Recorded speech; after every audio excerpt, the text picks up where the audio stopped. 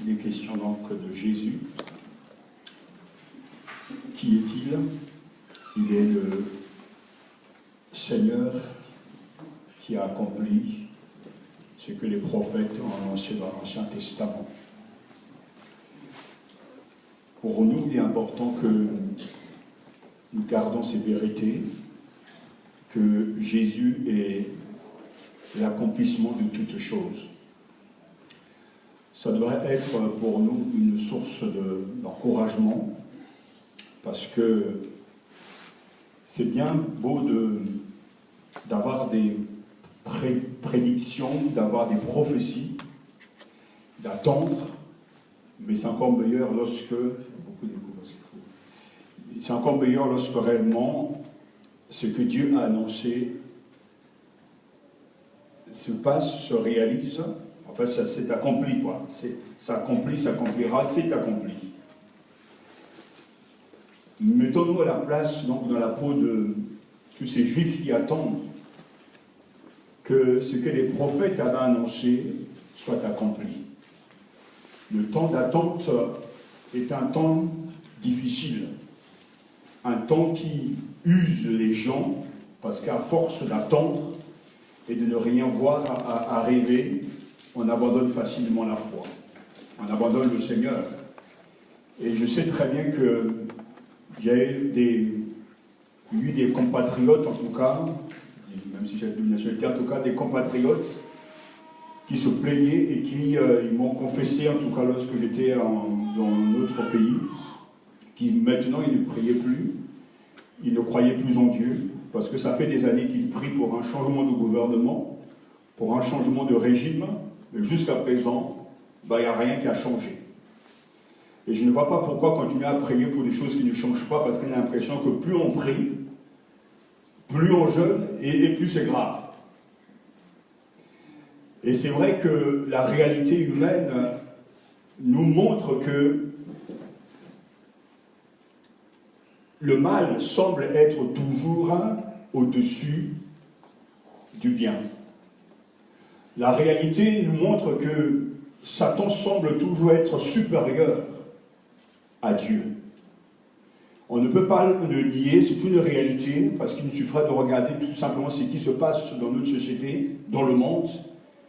On ne peut ne pas le constater que le mal domine, la corruption domine, et les affaires sales dominent. Mais nous savons bien que cela n'est pas, pour le chrétien, une réalité que le Seigneur ne nous avait pas prévenue, parce que, aussi bien que Jésus qui nous dira, celui qui persévérera jusqu'à la fin sera sauvé, qu'à cause du progrès de l'iniquité, l'amour du plus grand nombre va se refroidir. Puisque Jésus l'a dit, cela se passe et se passera. Et dans Timothée aussi, chapitre, je pense, 3, Paul parlera justement de la fin des temps. Sache que dans les temps de la fin, il y aura des moments difficiles, etc. Les gens seront donc rebelles, ennemis de Dieu, des tyrans. En fait, ce sont des choses du temps de la fin que Jésus a inauguré lorsqu'il est venu sur cette terre. Il a donc inauguré ces temps difficiles et nous y sommes. Cette période dans laquelle nous sommes, c'est une période difficile. C'est une période que moi, je peux qualifier donc une période d'épuration. C'est-à-dire que c'est cette période difficile, surtout dans un pays où le réveil n'est pas encore présent. Alors il y a une double peine, une double souffrance, une double réalité du mal, mais ça n'empêche pas que, au milieu de tout cela, Dieu a un reste, Dieu a des hommes et des femmes qui sont profondément attachés à lui et qui sont en train de le servir et qui sont restés fidèles jusqu'à la fin. Ceci pour vous dire que cette semaine, ça a été quand même une semaine d'encouragement pour nous, puisque déjà suite au message que j'avais donné le dimanche passé, où la Bible nous dit nous disait justement le psaume 150, que tout ce qui respire, tout ce qui en tout cas vit, loue le Seigneur. Alors vous avez annoncé que nous avions donc le centre évangélique qui rassemble plusieurs, en tout cas dénominations, plusieurs au moins frères et sœurs qui viennent un peu de partout, pratiquement, bon, en tout cas de l'Europe, et quelquefois d'autres pays. Et le thème de cette année était donc les deux mots qu'on a du mal aujourd'hui à accepter, l'expiation et la culpabilité. Qu'est-ce que la Bible en dit? Parce que ce sont des mots qui, dans nos églises, d'après le témoignage, le partage de quelques-uns, sont des mots qui ont carrément disparu. Et il y a eu beaucoup de choses à dire par rapport en tout cas, à ces conférences qu'il y a eu, etc. Mais je retiens quand même cette femme, en tout cas cette Française, qui disait que, voilà, aujourd'hui dans les églises, on ne parle plus du péché. Elle était dans une église où réellement, en tout cas, la réalité, c'est qu'on parlait de tout l'amour de Dieu, de tout ce que Dieu est capable de faire, mais parler du péché, c'était devenu carrément un mot qu'il ne faut plus du tout, pratiquement, entre guillemets, prononcer, parce que les gens ne veulent pas se sentir coupables de quelque chose. On ne veut pas parler d'expiation, on ne veut pas parler de culpabilité, parce qu'on n'a pas envie de culpabiliser les gens. Alors, c'est une réalité. Et en même temps aussi, c'est vrai que le pur évangile est de plus en plus menacé. Et Henri Blocher, qui fait un de mes professeurs donc à Vaux-sur-Seine, a aussi pris le relais pour expliquer qu'il y a un courant, un climat même entre guillemets, dans un pan de l'aile évangélique qui, en tout cas, de plus en plus pousse dans le sens que tout va bien et qu'il n'y a rien de grave. En fait, il ne faut pas exagérer sur le péché, alors qu'en fait, si on enlève le péché, la notion du péché, si on enlève la notion de la croix, il n'y a plus rien de l'évangile.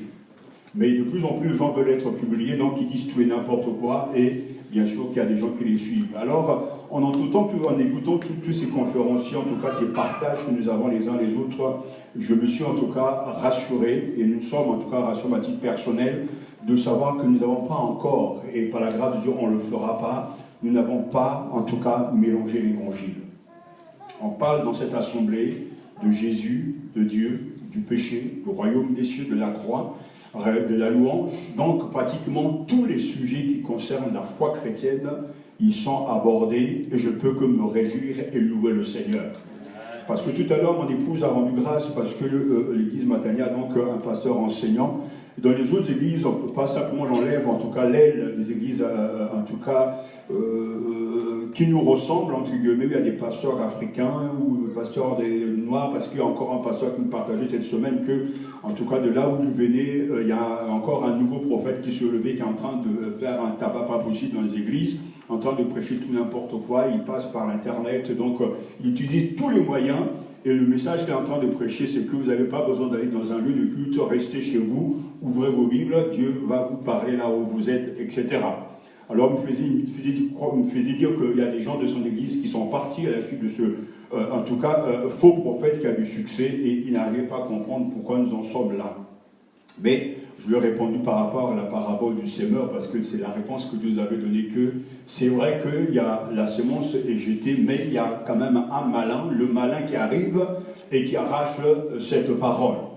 Je le disais parce que oui, nous pouvons louer le Seigneur, parce que tant que la parole est prêchée, que les gens s'en aillent, restent, c'est pas ça qui est important. Ce qui est important, c'est que les fondements bibliques, la tradition biblique est respectée et toujours garantie. Le jour où on va commencer à pervertir l'évangile, à utiliser la Bible, et que Dieu nous garde de pouvoir le faire, à vouloir vendre l'évangile, alors là, nous sommes vraiment loin, loin, loin. Et même s'il y avait 1000 membres dans notre Église, si l'autorité des Écritures n'y est pas respectée, nous perdons notre temps. Et c'est pour cela que je bénis Dieu, parce qu'on n'est pas seul. Il y a des choses qui se passent. Et je me souviens de témoigner aussi de ce partage de cette sœur qui travaille avec les GBU, qui, avec beaucoup d'honnêteté, a pu nous partager du fait que ça fait maintenant 15 ans qu'elle travaille donc, parmi les jeunes, parmi les étudiants, et elle disait qu'il ne se passe rien. Pas aucune conversion, rien. Donc, je trouvais ce partage très honnête, parce que partout, et je ne pense pas qu'on peut soupçonner chez cette responsable une vie de péché, un manque de consécration. J'ai suffisamment assez d'expérience pour me rendre compte qu'on peut être très bon, comme Jérémie, très appelé, loin, qualifié, mais pourtant connaître la déroute, l'échec. Et la parabole du semeur nous rappelle qu'il y a bien 4 terrains, 4 cœurs, mais il y a un seul cœur qui portera du fruit. Et la Bible nous rappelle dans aussi les évangiles que Jésus lui-même dira que dans la même maison, l'un sera pris, l'autre laissé. Donc c'est une réalité. Et à côté de cette responsable, il y avait aussi une sœur qui nous disait, ça a carrément 30 ans qu'elle se bat pour amener les gens au Seigneur, et ça fait 30 ans qu'elle est découragée, entre guillemets, 30 ans qu'elle lutte. Et elle aussi, elle ne voit rien, mais elle partageait, elle disait qu'en tout cas, avec au moins les enfants, elle a un peu de succès, mais de manière générale, il y avait donc ces témoignages assez, je trouvais, honnêtes de leur part, parce que c'est une réalité. Et malheur à nous, que Dieu nous fasse, que Dieu nous condamne si nous permettons de juger les autres en pensant qu'ils ne sont pas assez consacrés à Dieu, c'est pour ça qu'ils n'ont pas assez de fruits. Je sais que le grand prédicateur Spurgeon pourra dire que oui, lui-même il avait confessé publiquement que s'il avait autant de succès, qu'il arrivait à remplir autant de salles, c'est parce que la grâce de Dieu était vraiment amplifiée dans sa vie et que ce n'était même pas une question d'abord de piété, ce n'était même pas une question de consécration, c'est la grâce de Dieu. Et cette grâce, elle peut se manifester comme dans le passé de manière vraiment amplifiée, de manière exagérée comme je l'ai vu, mais de même cette grâce aussi nous soutient au fur et à mesure qu'on avance. On est de plus en plus, en tout cas, centré sur les Écritures, de plus en plus ciblé sur la personne du Christ, et je crois qu'aujourd'hui, on est devenu meilleur qu'avant, parce que pour ce qui nous concerne, j'aime davantage mon Seigneur qu'il y a 10 ans. Pourtant, il y a 10 ans, je pouvais facilement amener plus de personnes au Seigneur, mais je me rends compte qu'il y a des étapes, il y a des phases dans la vie spirituelle. L'approfondissement de ma foi, de la connaissance biblique est pour moi une riche bénédiction. Et je rends grâce à Dieu de mieux connaître mon Seigneur grâce aux Écritures et que ma passion de la Bible n'a pas fini encore. Et ça, je considère que ce sont des privilèges et des grâces que Dieu nous donne, parce que si nous avons bien saisi la parabole du semeur, il n'est pas donné à tous de comprendre. Il n'est pas donné à tous de comprendre. Tout le monde peut écouter le meilleur des prédicateurs, tout le monde peut écouter en tout cas le Seigneur prêcher, mais la grâce de comprendre, c'est parce que c'est la grâce de comprendre vient de Dieu. C'est Dieu qui convertit les âmes. C'est Dieu qui sauve. Et nous devons louer le Seigneur parce qu'il se passe des choses aujourd'hui. Par exemple, la marche pour Jésus, ce mouvement qui marche de mieux en mieux. Gloire au Seigneur, il y a de plus en plus de vies qui acceptent donc la marche pour Jésus. Nous pouvons aussi louer le Seigneur parce que Dieu l'aide, des jeunes gens, des jeunes filles, des Français de souche. Il y a en tout cas un frère qui était très brûlant d'envie, il veut secouer les églises, parce que Dieu l'a appelé à aller à Calais pour en tout cas annoncer l'évangile auprès de tous ceux qui viennent de l'extérieur, de ceux qui n'ont pas de papier. Et pour lui, en tout cas, il faisait un appel pour qu'il y ait un grand nombre de gens pour s'occuper de tous ceux qui souffrent.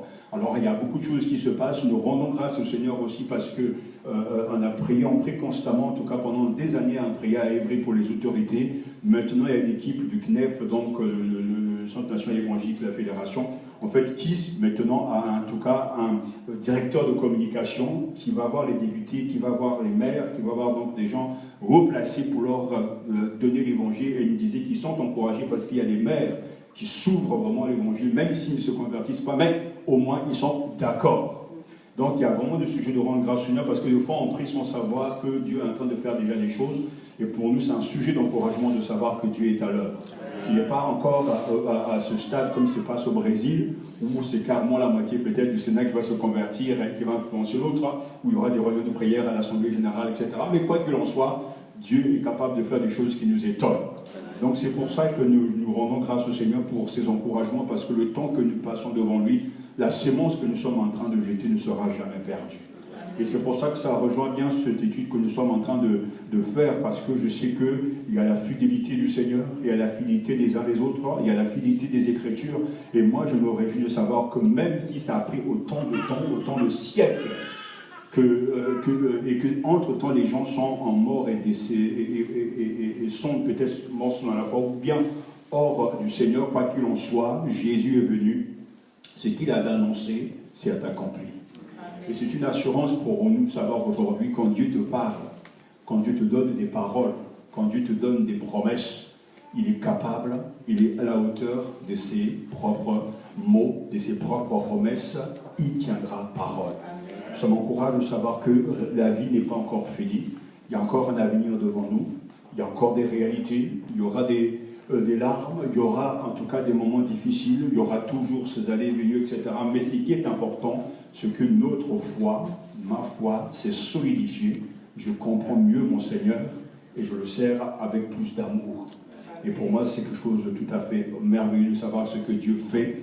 Et ce qui m'encourage aussi, c'est de savoir de fois avec un simple geste, on peut déclencher beaucoup de choses. Vous savez que j'avais dit qu'en tout cas, on suit un couple, et ce couple, tous les deux sont diplômés, évidemment, de toute façon, ils pourront en témoigner eux-mêmes, diplômés d'école biblique, mais par la grâce de Dieu, ils font preuve de beaucoup d'humilité, donc on les suit, on les encourage. Je les avais invités donc à cette convention, et il s'est passé beaucoup de choses dans leur vie. Ça a été un moment d'encouragement. Ils ont rencontré beaucoup de frères et sœurs qui peuvent inviter dans leur assemblée, donc ça les a boostés spirituellement. Et c'est pour ça que quelquefois dans la vie spirituelle, lorsqu'on pose un acte simple, on ne connaît pas les degrés, les conséquences de cet acte. Quand l'acte est bon, Dieu est capable de multiplier pour des choses incroyables. Mais quand aussi c'est le mal, ça va aussi dans le mauvais sens aussi, il y a des conséquences graves. Mais là, nous bénissons Dieu parce qu'ils sont venus, ils ont rencontré beaucoup de gens, ils ont été profondément encouragés et déterminés à mieux travailler là où Dieu les a placés, et par la grâce du Seigneur, on les soutiendra. Alors, nous devons faire du bien, ça et là, et nous devons savoir que, oui, même si quelque part, il y a des petits groupes, ça et là, qui luttent, tout ça, Dieu le voit et Dieu travaille. La chose qui doit nous interpeller ce soir, c'est notre positionnement par rapport à ce que Dieu est, ce qu'il fait, à notre véritable fidélité. Parce qu'un jour, de toute façon, Dieu va distribuer son gâteau, et il va distribuer en tout cas des récompenses. Alors, ne venons pas simplement pour pointer, mais venons de tout notre cœur dans toutes nos réunions, et nous devons y apporter aussi bien de notre amour, de notre présence, de nos prières, et de notre détermination d'aller jusqu'au bout. Et je pense qu'il y a un des dons que vous pouvez demander au Seigneur, c'est le don de ne jamais laisser tomber. Même si je sais que c'est une qualité de l'esprit, puisque le fruit de l'esprit, c'est la persévérance, c'est la fidélité, mais c'est aussi un don. Il y a des gens qui même quand c'est difficile, ils ne laissent jamais tomber, ils sont déterminés.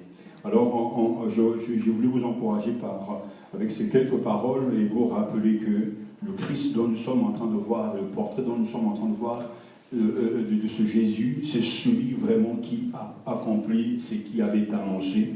Pour ceux qui ont précédé le Christ, c'était un moment peut-être de galère, de difficulté, un moment d'espérance, et certains n'ont pas vu ce jour, mais heureux vous qui vous voyez et qui entendez.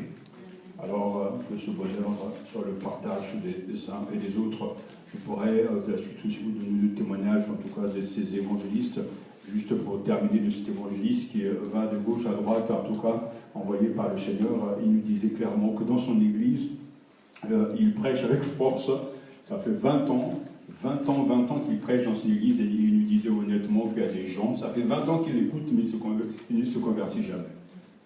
Alors il est parti en région parisienne dans une église, le soir il prêche, quelqu'un s'est donné sa vie au Seigneur, un an après le revenu, il prenait son baptême, etc. sur le Seigneur. Alors il expliquait, je ne comprends pas pourquoi chez moi, on se gosille à vouloir sauver les gens, il n'y a rien. C'est peut-être l'habitude, les gens sont habitués de nous voir, et puis finalement ils se disent que lorsqu'il y aura un étranger qui va arriver, et on va se convertir, mais je ne crois pas. C'est pour ça que j'ai souvent dit dans le passé que même Moïse pourra descendre ici.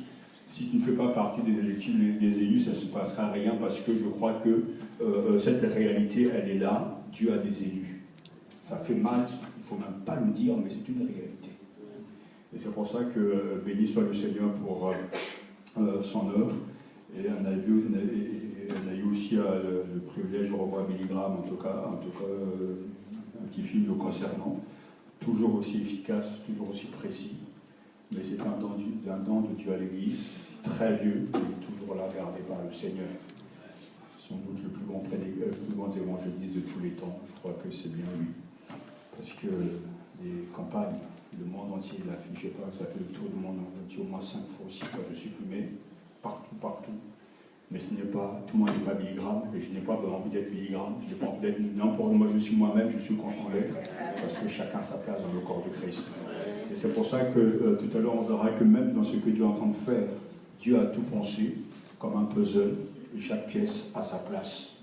Et tout s'accomplira, et à la fin, tout sera emboîté, tout aura une seule image, une seule personne, une seule tête, le Christ, un seul corps, l'Église, et chacun y sera, tous les élus. Donc en fait, on ne peut même pas envier quelqu'un, ni même jalouser quelqu'un, parce que chacun a sa place. Le doigt, on en a besoin, etc. La dernière fois, je m'étais coupé, je ne pouvais même pas jouer d'un tam, alors que justement, c'est rien que c'est qu'un petit, c'est qu'un doigt, mais des fois, ça fait te pourrir la vie, quoi. Parce que bah oui, tout est important. Enfin, j'ai aidé mon épouse à la cuisine parce que des fois, je lui ai accordé des patates et puis je devais laver en tout cas de cuisine et puis elle ne m'a pas averti et puis paf. J'étais très en colère, j'ai dit bon, prends tes affaires. La prochaine fois, tu n'auras pas en tout cas. Bon, bref, alléluia. Donc, on va. Où est-ce que nous sommes arrivés? Je crois que le diapo sont ici.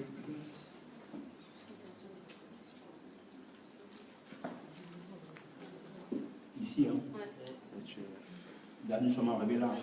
Voilà, juste pour vous rappeler que justement que le thème donc de Matthieu, c'est Jésus, celui qui accomplit donc les prophéties de l'Ancien Testament.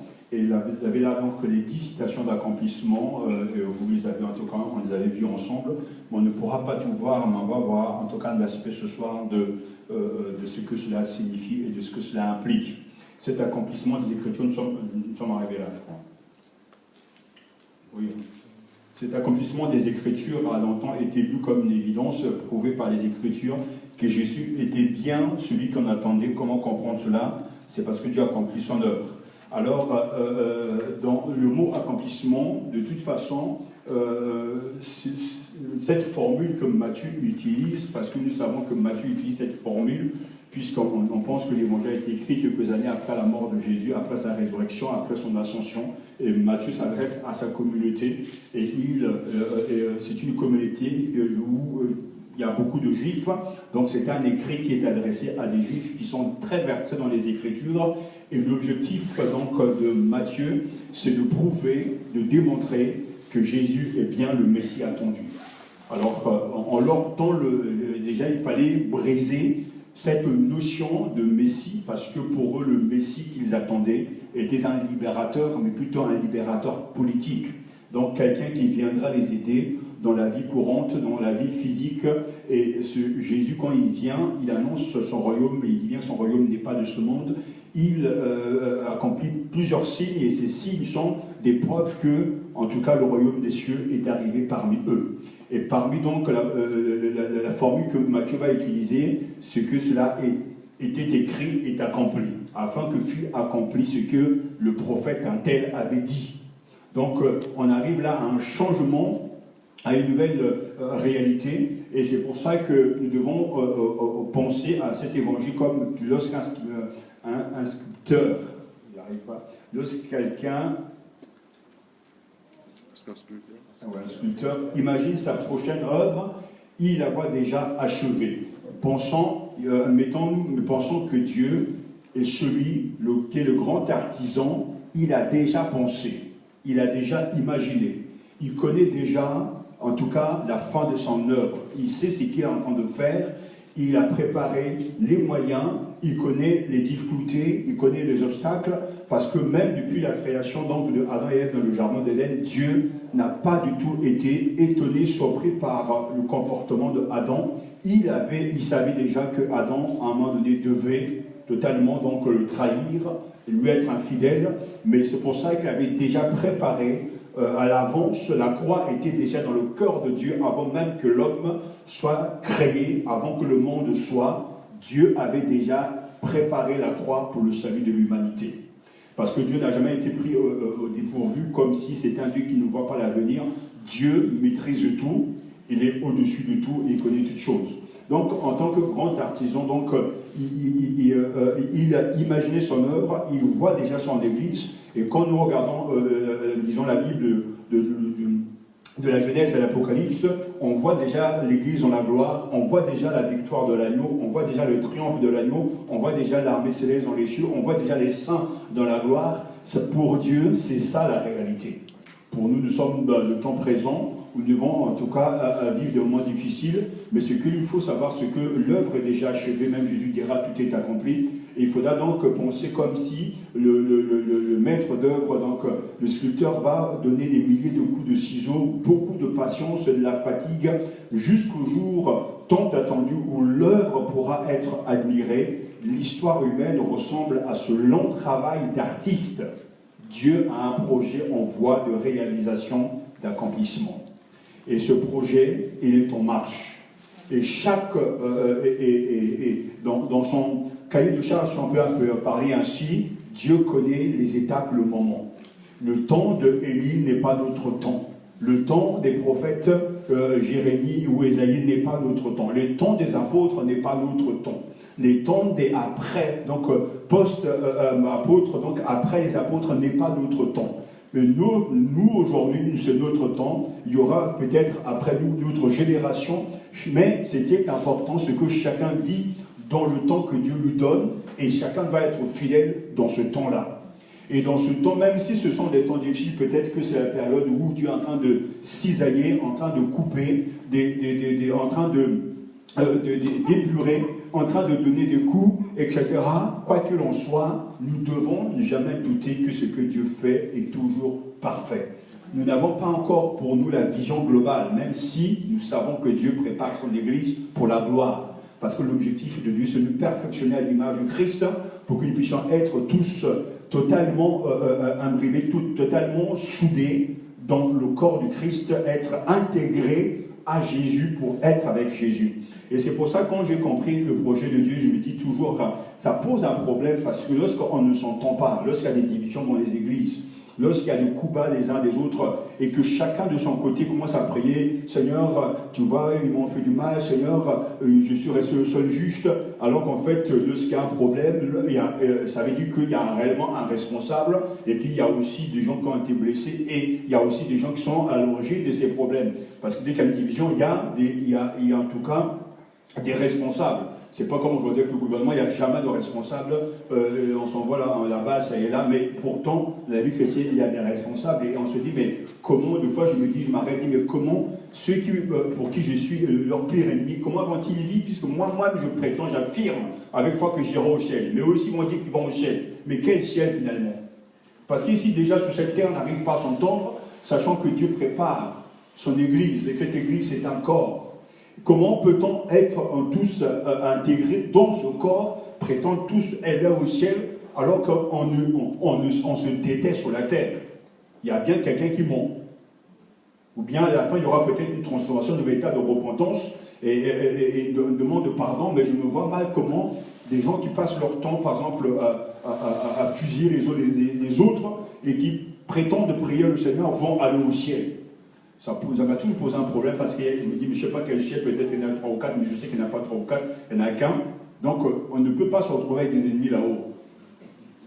Et c'est là où je rejoins un peu le thème de cette année, justement, la convention, c'est qu'il y a des gens qui ne se sentent jamais coupables quand ils font du mal. Et quand quelqu'un ne se sent pas coupable, de toute façon, il aura toujours raison.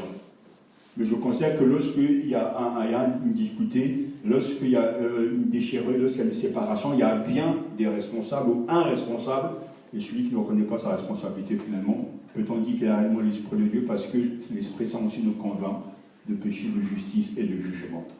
Donc l'histoire humaine ressemble à ce long travail d'artiste. Dieu a un projet en voie de réalisation, d'accomplissement, et Jésus est déjà venu accomplir, je dirais, le tout, mais pas encore. Le tout dans le sens que l'œuvre est déjà accomplie, mais mettons-nous à la place de ceux qui sont au milieu, parce que Abraham a été déclaré juste moyennant la foi, alors que la justice, la vraie justification, ne nous est donnée que par grâce, par la foi en Christ. Donc lui, il croit, et ses actes témoignent qu'il a la foi. Nous devons croire ce que Jésus a fait.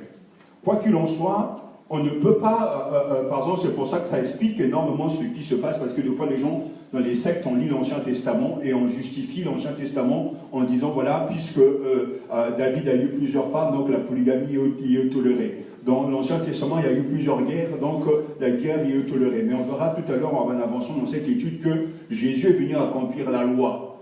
Ce qui était valable au temps d'Abraham n'est plus valable en notre temps. Ce que Dieu pouvait accepter au temps de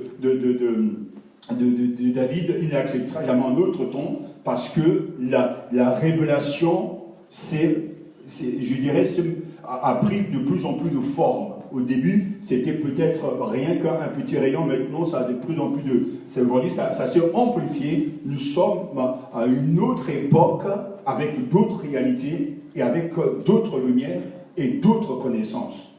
Et cela même, ça se voit même dans l'histoire de l'Église, parce que les pères de l'Église, comme même les Martin Luther, Augustin, qui étaient quand même des exégètes, c'est-à-dire des gens qui interprétaient bien la Bible, en leur temps, ils ont réussi, par exemple, en prenant la parabole, en tout cas du bon samaritain, ils en ont fait une allégorie. Une allégorie, c'était un style, un genre littéraire, qui en ce temps était beaucoup à la mode, mais aujourd'hui, les théologiens de nos jours ne peuvent plus interpréter le bon samaritain comme une allégorie.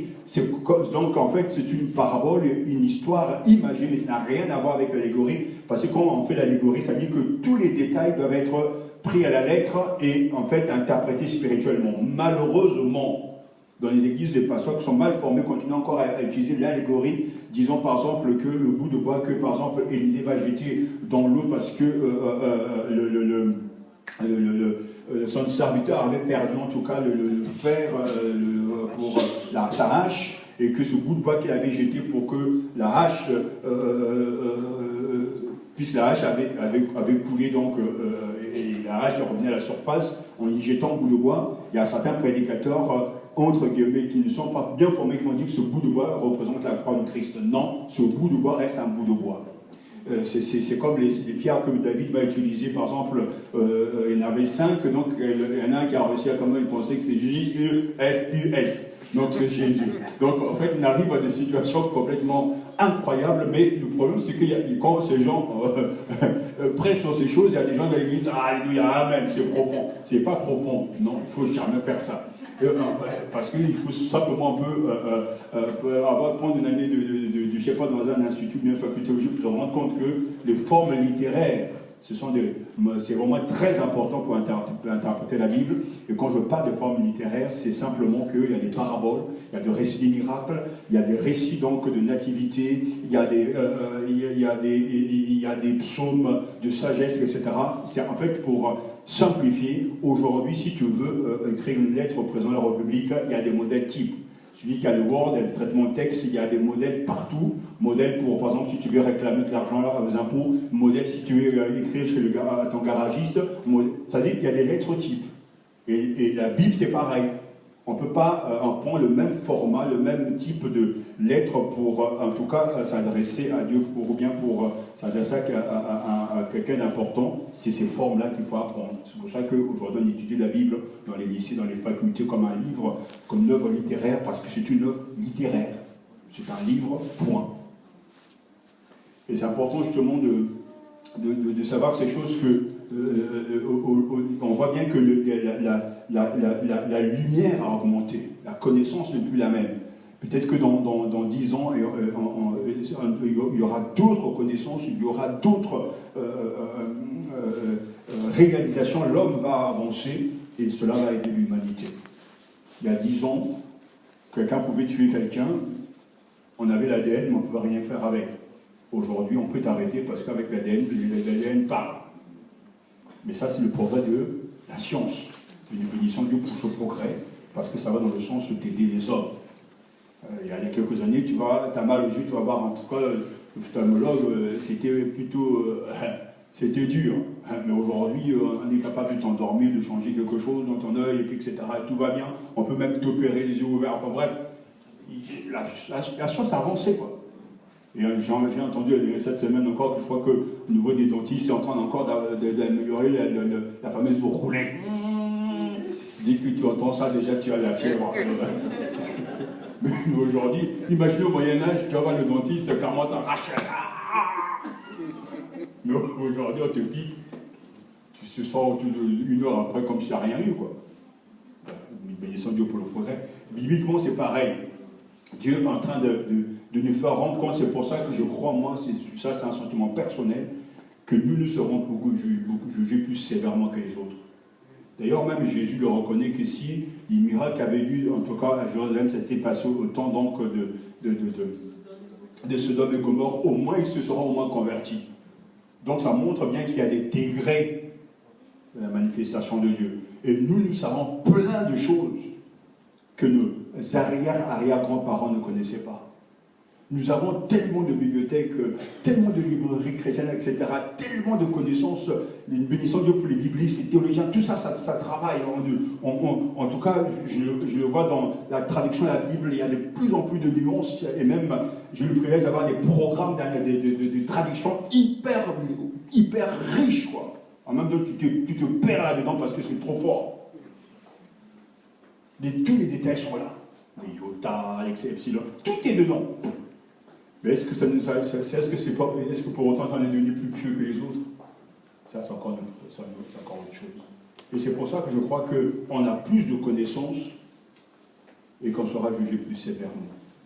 Mais ce qu'il nous faut absolument retenir, c'est la question m'arrêter, c'est que Dieu est en voie de réalisation, d'accomplissement, il est en train de travailler.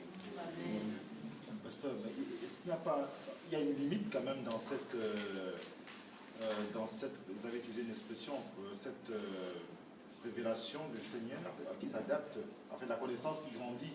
Est-ce qu'il n'y a pas un seuil à ne pas dépasser? Parce que ça peut être un objet, et certaines personnes peuvent utiliser ça pour avancer de nouvelles doctrines, en disant que ce sont des révélations nouvelles.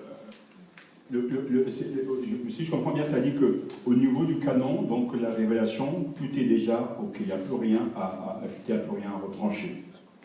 C'est dans l'interprétation de ces textes que de plus en plus on se rend compte que l'esprit qui est dans le monde, qui en fait l'esprit, tout est permis, est en train de pénétrer les esprits même de ceux qui doivent interpréter les Écritures. Celui qui lit la Bible, parce que ce problème a existé, dans Romains chapitre 2, montre bien que les homosexuels n'ont pas leur relation avec Dieu. Ils sont hors la volonté. Chapitre 1. Chapitre 1 plutôt. Qu'ils sont séparés de Dieu. Mais comment peut-on expliquer aujourd'hui que dans les églises dites évangéliques, on dit réformées, mais comme disait on peut blocher de plus en plus toléré, etc., à un point de l'aile évangélique est en train d'accepter ça. Comment peut-on accepter qu'on puisse marier des homosexuels? Pourtant, le texte est clair. Comme il y a aussi des gens qui ont justifié dans le passé l'apartheid, tout ça. C'était des gens sincères. Hein. Et il y a même des pasteurs, etc., qui louaient le Seigneur en disant, voilà, on a tué un noir, pas de problème, amen. Quoi. Mais au nom de quoi? Au nom d'une mauvaise interprétation des Écritures. Et cela montre très bien que, même si tout est déjà dit, tout est déjà donné, la lumière manque pour comprendre ce que Dieu nous dit. C'est pour ça que tout à l'heure, je disais que dans la parabole du semeur, tout est une question de compréhension. Parce que tout le monde entend le semeur, tout le monde entend le Christ, mais il y a une différence dans la compréhension. Et c'est pour ça qu'on va trouver des gens qui peuvent très bien être des vrais bibliothécaires, des gens qui sont bourrés de connaissances, mais très très faibles dans la foi. Parce que la connaissance ne sauve pas, c'est la pratique de la connaissance qui sauve. Et pour aujourd'hui, en fait, je ne sais pas si je reprends bien ta question, la connaissance que vous avez, et c'est tout à l'heure, j'ai peut-être oublié de le dire, mais quand je vois dans les discussions, parce que quand on discute, c'est toujours important quand on est quelque part, des fois, de sortir pour voir ce qui se passe ailleurs. Ça permet de se situer. Quelqu'un qui joue au football, s'il ne joue que dans national, et qui n'a jamais joué en D1, en D2, il va croire qu'il est fort. Mais quand il se mesure à 2 joueurs, là il va dire, voilà, je suis fort ou bien je suis moyen ou je suis faible, etc. Lorsque l'on sort, on se rend compte en discutant avec les gens que ce sont des témoignages qu'on a entendus même de ce frère dans la somme, il dit, mais on ne nous a même pas enseigné ceci, on ne nous a même pas enseigné cela dans notre église. Finalement, on se rend compte que on donne beaucoup, je dis avec beaucoup d'humilité, on vous a beaucoup donné ici. Hein. On vous a beaucoup donné parce que il y a des sujets qu'on a abordés même dans les études que certains n'ont même pas commencé à aborder. Quoi.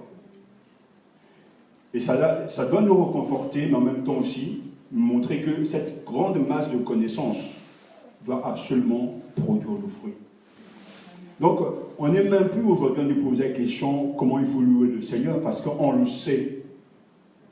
Comment il faut prier, pourquoi il faut prier, on le sait. Comment adorer, on le sait. Parce que l'enseignement est venu, et c'est là la différence entre celui qui est dans les ténèbres, qui ne sait pas et qui va pécher, mais qui ne sera pas jugé aussi sévèrement que celui qui sait et qui ne pratique pas. Toute la vie du disciple se résume en un seul mot, l'obéissance. Et c'est là où se trouve le vrai problème. Aujourd'hui, il n'y a plus rien à inventer. D'ailleurs, c'est quand même étonnant parce que chaque année, pratiquement, les Américains ont toujours l'art de sortir d'autres livres, d'autres commentaires. Et je suis deux fois de tout ce qui se passe dans ce monde. Ça dit que je ne sais même pas combien de commentaires ils ont sortis sur, par exemple, Jean. Et chaque année, il y a toujours un nouveau commentaire, un nouveau exégète, un nouveau bibliste qui va sortir, un nouveau commentaire, et pensant qu'il est meilleur que les autres. Mais c'est facile pour moi de vérifier parce que, à chaque fois, pour savoir si c'est un bon livre, je regarde toujours la biographie. Parce qu'un bon auteur, c'est celui qui a déjà lu tout ce qu'il y a avant et qui fournit sa biographie, parce que s'il a déjà lu les autres, donc peut-être qu'il fait simplement la synthèse. Donc c'est très bien. Mais il y a ceux aussi qui montrent, qui ne vont pas mettre dans la biographie les livres qu'ils ont lus pour faire croire que c'est eux qui ont trouvé ça. Non. Les sources. C'est exactement ça. Donc c'est important de bien choisir son livre. Mais aujourd'hui, donc en fait, il y a juste des jeux de nuances, mais toute la vérité est là.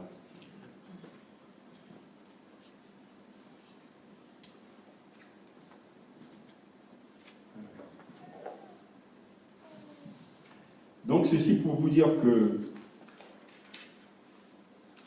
ce qui veut dire que l'histoire a un sens, à la fois une direction et une signification.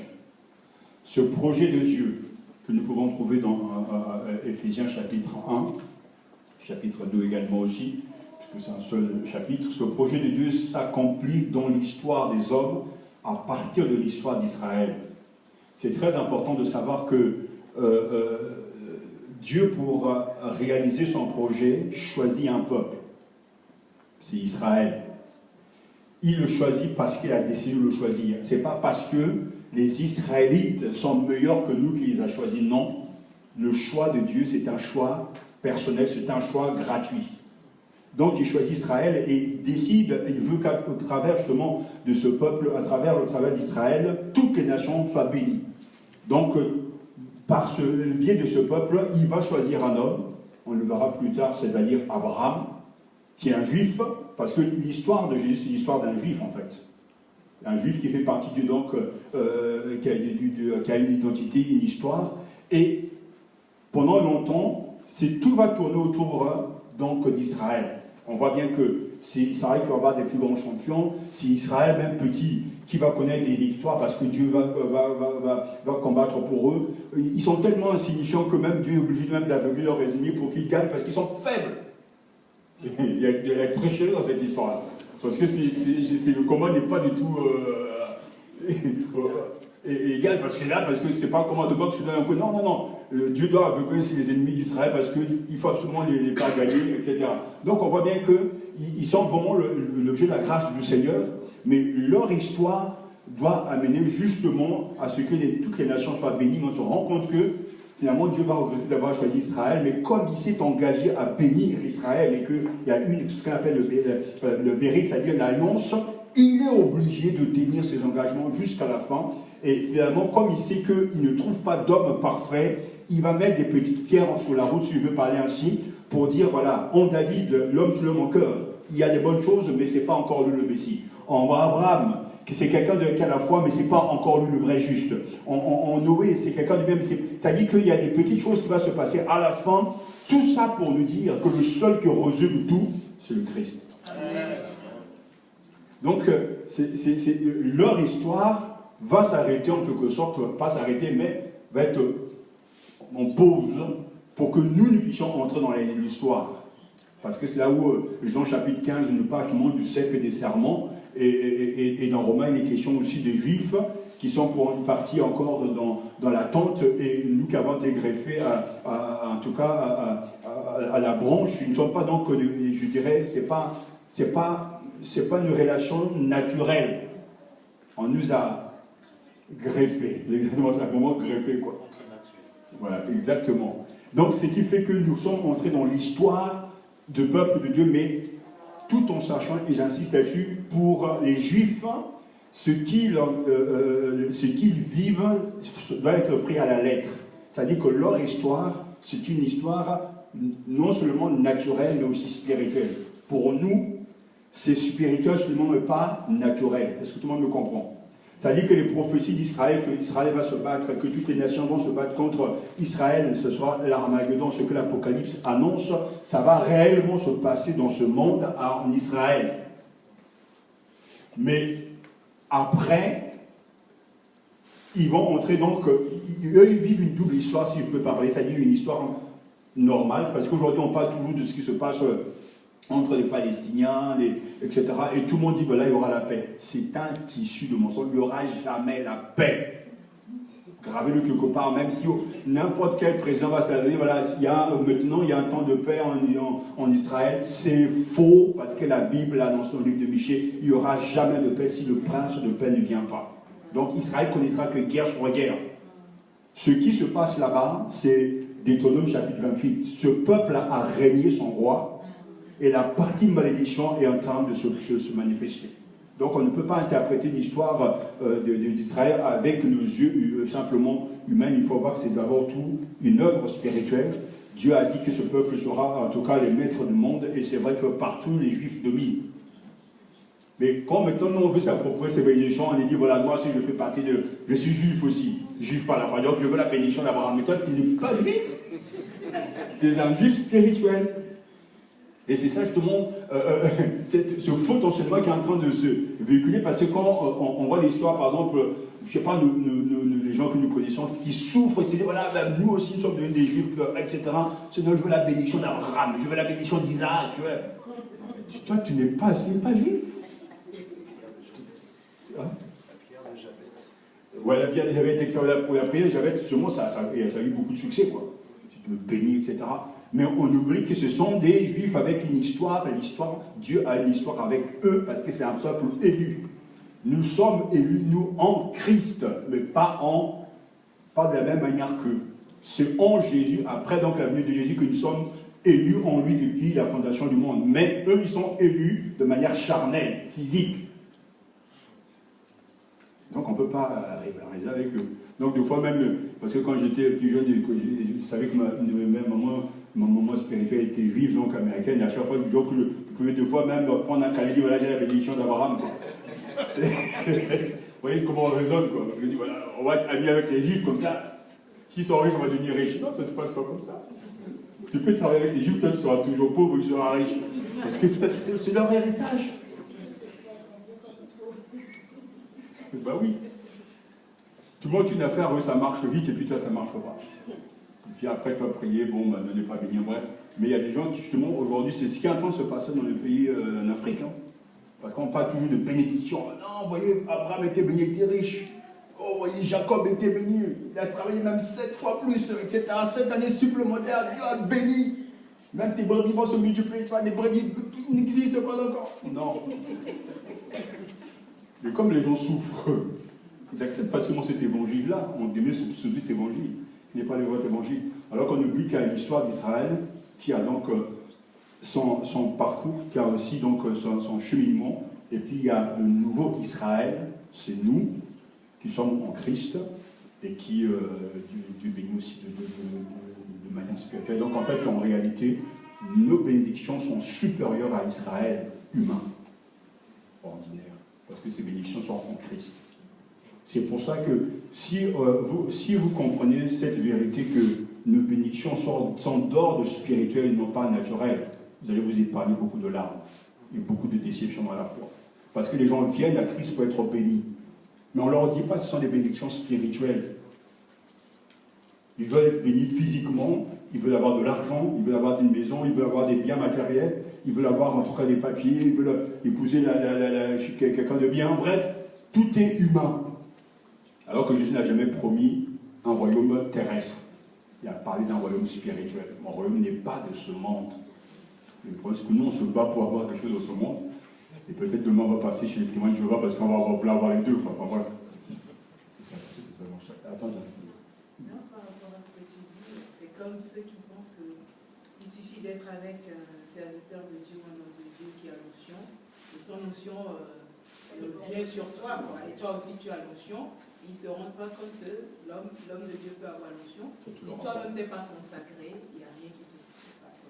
C'est juste parce que c'est tellement ces genres de convictions que les gens ont et c'est très difficile de les convaincre, de leur dire non, c'est pas vrai, c'est pas comme ça. Parce que ça fait un tabac partout, parce qu'il y a des prédicateurs chez nous, on les voit bien, enfin chez nous, pas un peu partout, ceux qui viennent avec des vêtements, ils donnent un petit bout de tissu à un tel, mettez-vous, touchez ce tissu à l'onction. Et l'onction, c'est quelque chose qui est personnel. Et d'ailleurs, il ne faut même pas aller, on peut lire notre histoire, mais il suffira de lire la Bible. Jésus avait tout l'onction que l'un ne peut pas y avoir, mais est-ce qu'ils étaient tous convertis? Ben non. Moïse avait l'onction qu'on ne peut même pas me dire à côté, moi je suis un gamin, quoi. Mais est-ce que les autres ont été convertis? Non, il n'y avait que Jésus et Caleb qui ont réussi à tenir la route, les autres carrément sont partis. Donc l'onction n'est pas quelque chose qu'on peut. Mais par contre, l'onction influence les gens. Moi je crois que quand on est à côté d'un serviteur qui a l'onction, qui aime Dieu, qui aime la parole, ça va influencer, ça va créer l'envie. Et ça c'est une bonne chose.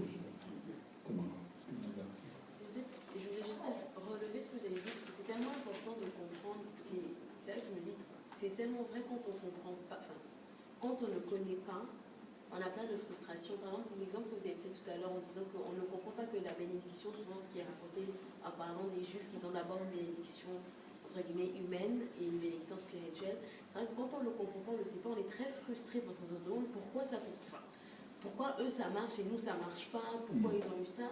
Et c'est vrai que moi je me rappelle, il y a des années je ne comprenais pas et c'est une fois, enfin, vous en aviez parlé et c'est là que je me suis dit, mais en fait c'est vrai. Mais tant qu'on ne le sait pas, c'est frustrant parce qu'on se dit, mais c'est pas normal, pourquoi? Et quand on ne sait pas que non, mais Dieu les a choisis, c'est un choix, il faut juste l'accepter, ben c'est vrai que c'est tellement vrai, mais il faut le savoir. Quand on ne le sait pas, mais il faut le savoir. Parce qu'au fond de nous, on attend quelque chose de bien de la part de Dieu. En fait, en réalité, on veut être heureux. Et ce bonheur se caractérise par le fait que bon, il faut que je sois en bonne santé, il faut que j'ai des habits, il faut que j'ai une maison, il faut que j'ai des biens matériels, quoi. Mais le problème, c'est que Jésus vient secouer tout ça, et dit, mais le bonheur que je vous donne, que je vous propose, bah, heureux celui qui a le cœur pur. Il dit, attends, il y a un problème, et il veut rendre Dieu. Donc en fait, on est dans une autre réalité, et du coup, ça décoiffe, quoi. Il y a quelques années, moi aussi, je disais que Dieu était un raciste, hein. Je l'ai pensé vraiment, je l'ai même dit, mais t'es raciste parce que c'est bon quand tu regardes l'humanité, il n'y a que des blancs, des juifs qui dominent, et nous on rame et tu fais quoi? Alors comment ça, il a fallu à un moment donné qu'il opère un changement de mon corps parce qu'il me dit, mais pourquoi nous on ne domine pas le monde? Pourquoi Bill Gates n'est pas noir d'ailleurs?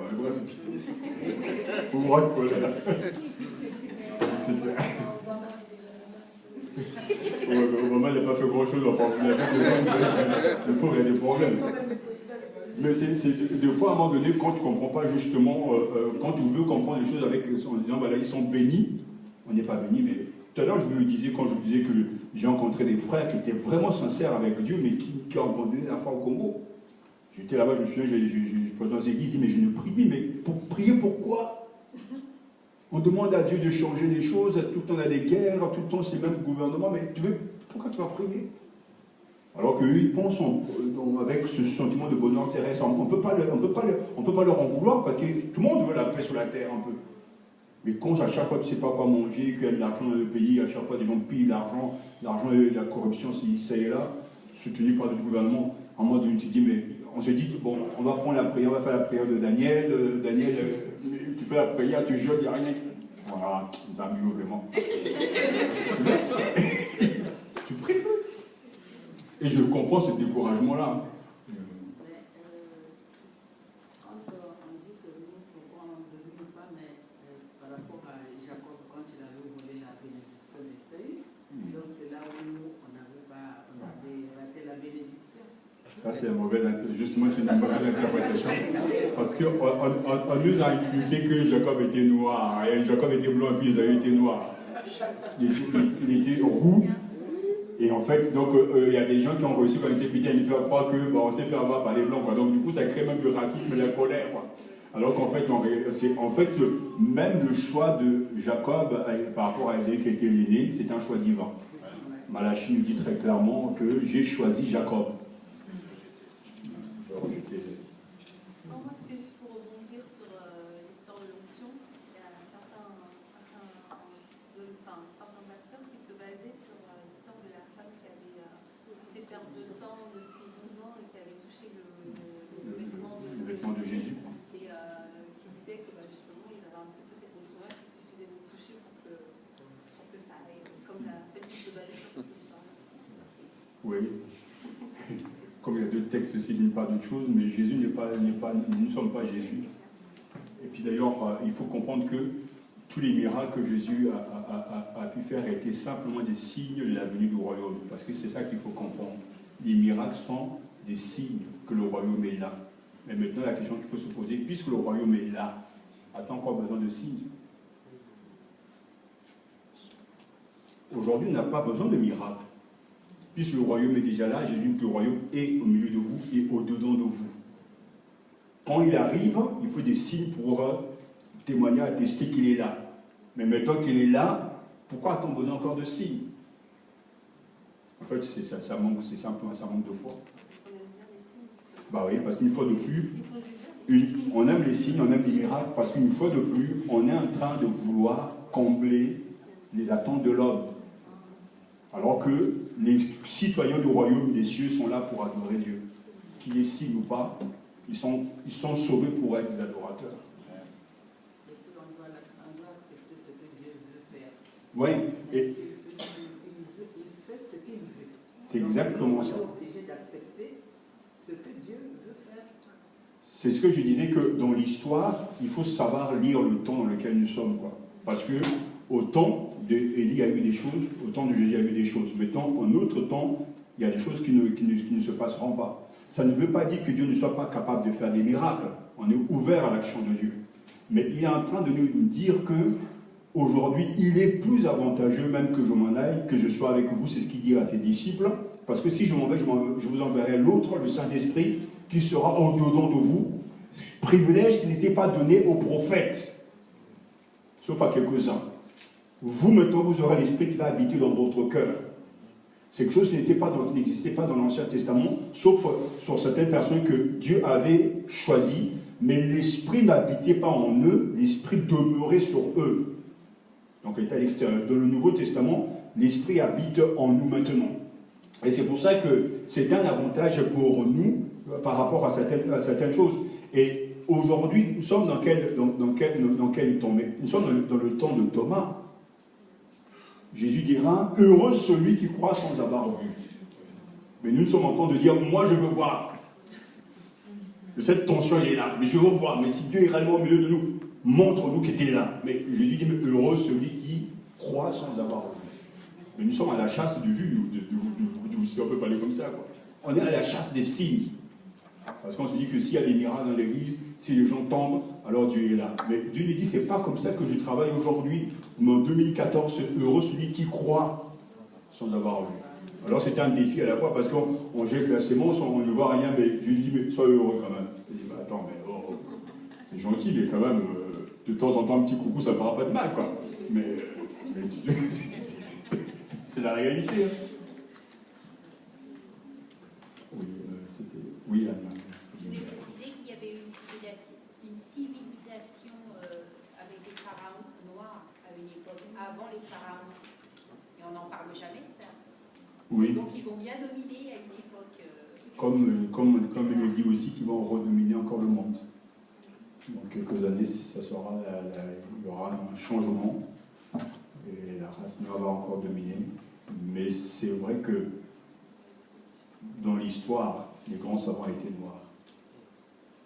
Et ça explique pourquoi même en Égypte, on a toujours cassé les nez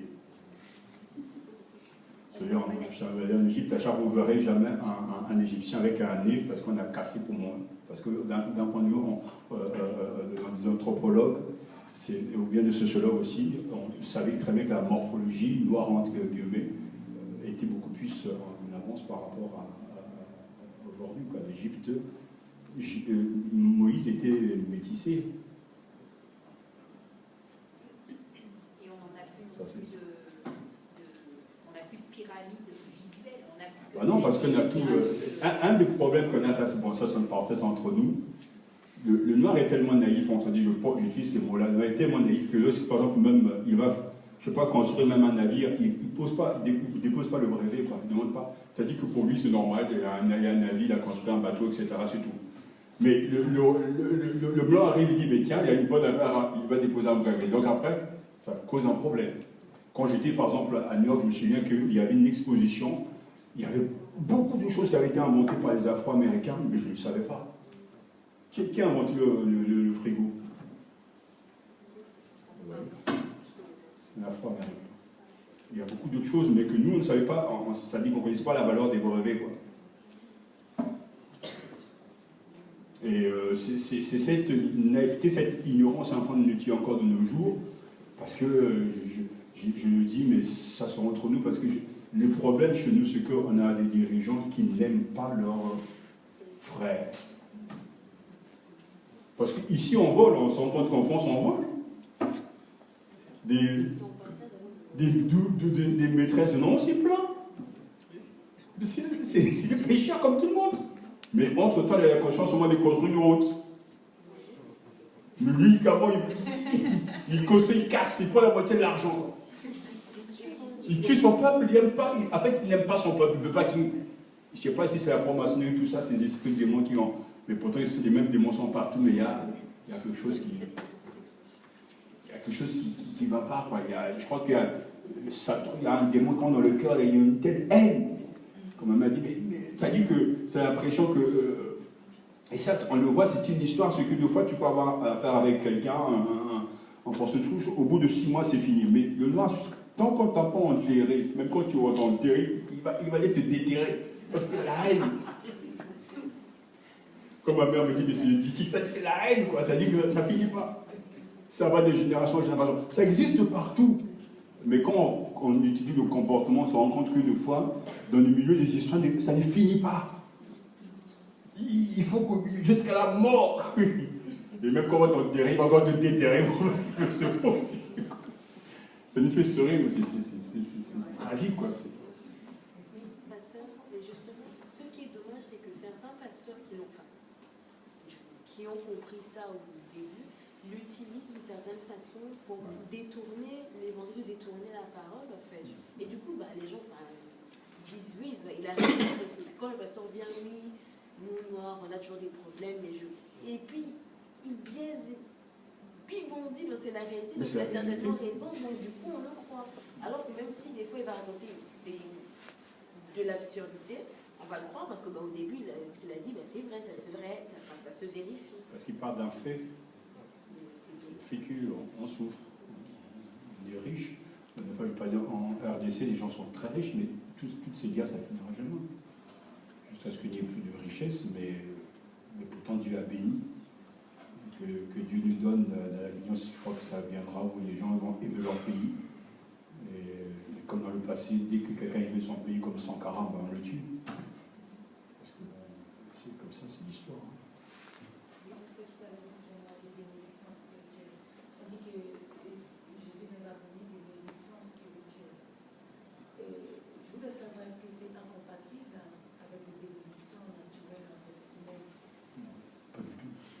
Mais pas du tout. On peut être chrétien et riche. Oui, parce que. Tout à fait. Je savais que c'est. Non, c'est pas incompatible. Mais c'est la série sur le gâteau. C'est le bonus, voilà.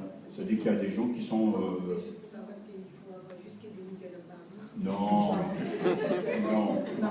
C'est comme par exemple, même, on regarde, il y a des pasteurs par exemple aux États-Unis qui sont très riches. Et pourtant, ils ont la foi vraiment, ce sont des vrais chrétiens, nés de nouveau, mais nous, on considère que nous sommes privilégiés, parce que même le fait d'être enfant, je me considère privilégié par rapport à... Mon grand-père était pasteur, mais les conditions de travail qu'il avait, ça n'a rien à voir avec ce que moi j'ai. Donc, il y a des privilèges que nous avons, mais en même temps aussi, de manière générale, c'est ça où surtout le danger, c'est que quand Dieu te donne les bénédictions matérielles, ça peut te détourner la tête. Et c'est là où on se rend bien compte qu'il y a des gens, Dieu les a bénis, mais à un moment donné, ils n'ont plus la foi, quoi. Parce que celui qui n'a pas l'argent, qui va prier, Seigneur, donne-moi l'argent pour me faire opérer, ça n'a rien à voir avec celui qui ne se fait même pas de souci, qui dit, bon, j'ai un problème, bon, sort 1 million, on va se faire opérer, je ne sais pas, en Suisse, ou je ne sais pas. Il n'a jamais appris à dépendre de Dieu, en fait. Et c'est pour ça que Jésus prévient justement de... Pourquoi Jésus n'a jamais été riche? Pourquoi Jésus n'a pas, je ne sais pas, ouvert une banque? Bah oui, pour dépendre de son Père, parce que son royaume n'était pas de ce monde, il n'était pas venu pour vivre dans ce monde, il est venu pour enseigner, montrer la voie du royaume des cieux. Mais Jésus pouvait, à un moment donné, on voit bien qu'il va multiplier des poissons, il va faire un miracle pour payer les impôts avec, en tout cas, le déni, etc. Donc Jésus pouvait très bien dire, voilà, hop, j'ai besoin d'1 million de drachèmes, il avait 20 millions, quoi. Il avait ce pouvoir. Il n'a jamais utilisé pour lui-même. Parce qu'il voulait vous montrer une autre voie. Parce que si Jésus l'avait fait, nous, on va se reconnaître en lui. Déjà qu'il n'a pas fait. Déjà qu'il n'a pas fait. Ouais. Imaginons qu'il s'était aventuré là-dedans. Alors là, on va s'engouffrer là-dedans. Il va devenir comme un Rockefeller. Enfin. Oh.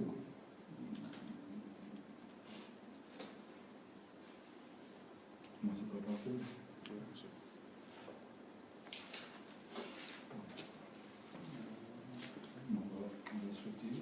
Donc je vais juste terminer par 2 hommes à partir de l'histoire d'Israël, et les Israélites s'émerveillaient de la fidélité de Dieu qui jamais n'abandonne donc son œuvre et tient ses promesses.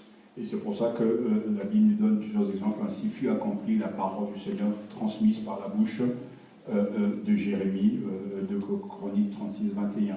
Ça, c'est vraiment quelque chose qui est rassurant, et c'est une vérité vraiment qui doit nous reconforter, c'est que Dieu ne change pas, ne démissionne pas. Il est fidèle à son engagement.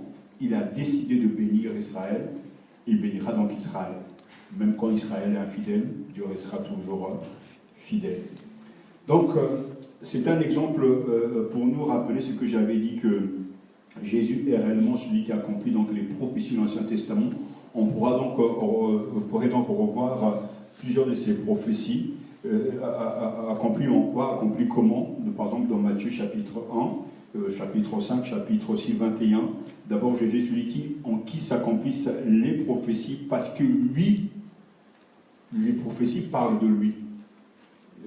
Les prophéties portent en tout cas la personne de Jésus, si on peut parler. C'est-à-dire que puisque c'est de lui qu'il est question, cela aussi c'est accompli.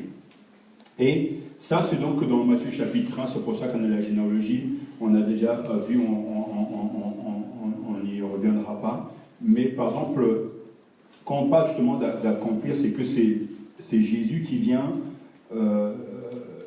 compléter, obéir, et en même temps aussi donner une vraie signification aux prophéties, à la loi et aussi à Israël. Étant donné que c'est lui le nouveau Israël, c'est pour ça que je vous avais dit la dernière fois que Jésus a commencé son ministère dans le désert pendant 40 jours, ce qui correspond aux 40 ans d'Israël dans le désert. Dans le désert pendant 40 ans, Israël avait échoué. Jésus pendant 40 jours a réussi. Il est sorti donc du désert rempli du Saint-Esprit.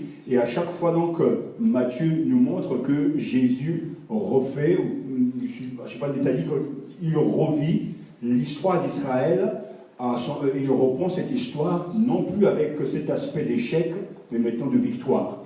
Là où Israël a échoué, Jésus va triompher. Et on n'aura pas le temps de manquera, parce qu'on pourra faire une étude par exemple sur les chiffres. Le chiffre 40 a une signification. La dernière fois, je vous ai posé la question sur le chiffre 8, que ça veut dire quoi le chiffre 8? Le chiffre 7 a une signification. Le chiffre 14 a une signification. En fait, c'est le chiffre de David. J'en parlerai peut-être ce dimanche. Parce que il y a en tout cas dans le monde rabbiniques, les sémites, il y a une interprétation de la Bible avec les chiffres. Et ces chiffres sont importants. Le chiffre de la résurrection existe au temps de Noé, il y a bien un nombre à donner, le chiffre 3. Tous ces chiffres sont importants et c'est très très important. C'est pour ça que ce n'est pas par hasard qu'il y a exactement 10, comme dans le message que j'ai donné, il y a 10 paroles, 10 commandements, 10 impératifs dans le dernier, en tout cas psaume. Tout ça, ça a une signification spirituelle. Il y a 40 ans dans le désert, 40 jours dans le jeûne avec Moïse sous la montagne, 40 jours avec Jésus dans le désert. Tout ça, ça a une signification. Il y a aussi le déluge, je crois que ça a duré aussi 40 ans. Oh! Non, pas 40 ans. On va te libérer là. Le déluge a duré combien de temps? 40. Oh, non, Combien de temps a duré le déluge? 40 jours, 40. Alors là, c'est justement, c'est la question que j'avais vous avez posée la dernière fois parce que. 150. Oh là, le pauvre Noé, le pauvre Noé et les animaux. Non, mais ils n'avaient pas la même vie que nous, à l'époque, ils vivaient les 100 ans. Oui, mais étant donné que c'est ce qu'on appelle une typologie, une figure de la résurrection, et justement le chiffre de la résurrection vient de l'histoire de Noé. Alors Noé a mis combien de temps donc dans...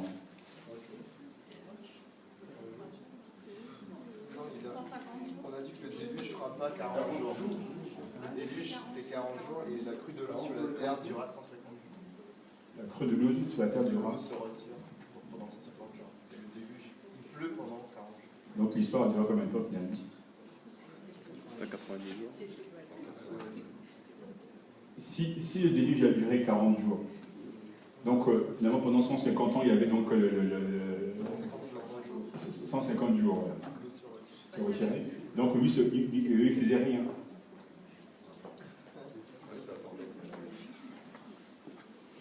Mais en fait, c'est la question que je vous ai posée la dernière fois. J'avais même donné la réponse à trouver dans 1 Pierre. Les 8. Voilà. Bon, bref. Il faut bien l'écouter quand même. Il y a des fois des détails comme ça, mais c'est important de savoir. Mais on va pas aller. Mais il faut savoir que le Da Vinci Code, il y a des écrits sataniques qui sont liés aux chiffres. Donc, il faut savoir que ça existe, il y en a même plus qu'on imagine. Comme le fameux, même le 666, les gens tremblent à chaque fois, et il y a des gens qui rangent dans une chambre 666. Mais en tant que chrétien, il n'y a pas de problème pour nous. Parce que le chiffre de la bête, c'est quoi le chiffre de la bête? Mais 6, ça correspond à quoi? Puisque je vous ai dit que 14 c'est pour David, etc. 6, ça correspond à quoi? Pourquoi pas 7? Pourquoi pas 8? Étant donné que 7, c'est le chiffre de la perfection. Les esprits qui se tiennent devant le trône de Dieu sont combien? Isaïe le dit. Les 7 esprits de Dieu. Enfin bref. Ça, c'est juste une connaissance générale, mais je ne vais pas vous noyer là-dedans parce que là, mais sachez que les chiffres sont inspirés par Dieu. C'est une signification. Mais j'insiste sur le fait que Jésus a passé 40 jours dans le désert parce que c'est une signification symbolique liée à Israël. Jésus est bien le roi des Juifs, oui. Dans quel sens? Matthieu le démontre. Israël était dans le désert, il a échoué. Jésus était dans le désert, il a réussi. Israël était dans le désert, il a été tenté, il a échoué. Jésus était dans le désert, il a été tenté, il a réussi. Donc Jésus est bien le roi des Juifs. Alors, parce que j'aurais voulu en commencer avec vous. Là, on a vu, est-ce qu'il y a d'autres questions par rapport à Jésus et selon qui s'accomplissent les prophéties?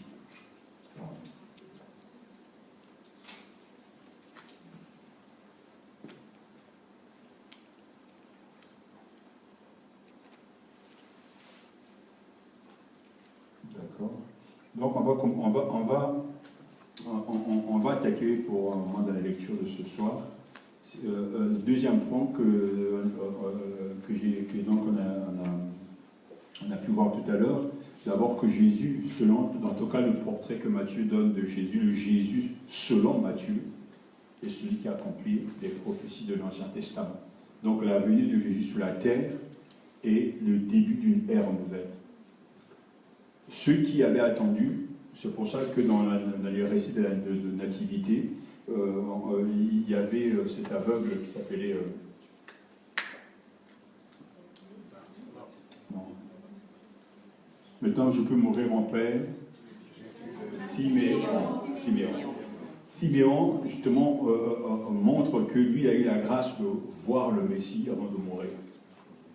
Mais beaucoup d'autres n'ont pas pu le voir. Bien certains ont entendu parler de sa naissance de Christ, mais sans réaliser que c'est le Messie qui arrive. Mais je veux vraiment que nous puissions être entre... Je me permets de utiliser ce mot, être tolérant à l'égard de nos frères juifs, parce que c'est pas évident pour eux de croire que Jésus est le Messie. Parce que moi, déjà même l'idée que j'ai de Dieu, c'est pas un être humain qui est rentré dans le ventre d'une femme comme Marie, et puis naître comme un être humain. Après 30 ans, il débarque, il dit voilà, je suis le Fils de Dieu.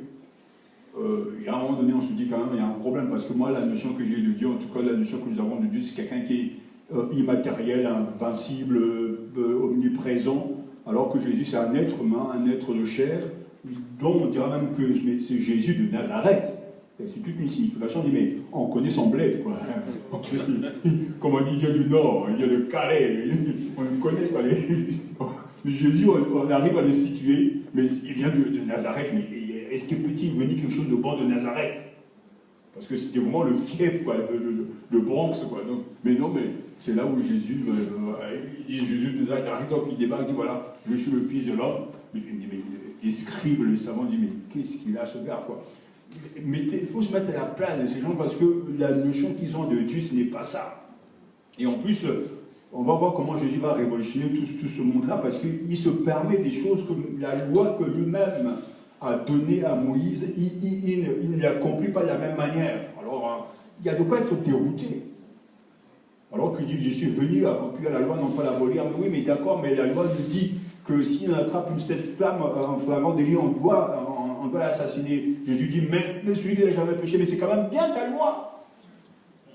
Alors mettez-vous à la place de ces gens-là, parce que finalement, tout ce qu'ils ont entendu, tout ce qu'on leur a enseigné au catéchisme, etc., tous les rabbins, les scribes, etc., tout ça, ça va être remué par un fameux Jésus de Nazareth qui débarque, dit voilà, moi je dis, je suis le Fils de l'homme. Ah, le grand prêtre, vous avez dit à blasphémer. Il y a de quoi déchirer son vêtement, parce qu'il dit, mais c'est comme moi, je sais pas, moi je prends, je vais sur le champ, je lui dis, voilà, je suis le président de France.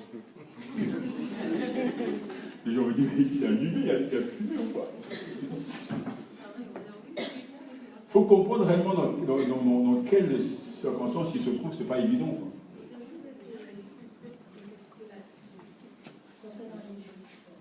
Les Juifs. C'est-à-dire, eux, ils pratiquent la loi. Ils ne connaissent pas Jésus. Comment ils parce que nous, on est sur la classe, mais eux, alors, est-ce que tous les Juifs, après Jésus, ceux qui n'acceptent pas Jésus, c'est quoi? Je ne sais pas moi. Au dernier jour, j'aimerais bien savoir comment ça se passera, et surtout, est-ce qu'ils vont être sauvés en pratiquant la loi? Est-ce qu'ils sont épargnés par Jésus? En fait, je veux dire, est-ce que Jésus nous concerne que nous, les païens, qui ne sont pas de naissance juive, ou est-ce que eux, Jésus ne leur concerne pas? Parce que je voudrais... Il va les sauver. Mais c'est tout un processus. Aujourd'hui, nous sommes dans le plan A et B de Dieu. C'est-à-dire qu'on n'a pas dit ce plan A et après.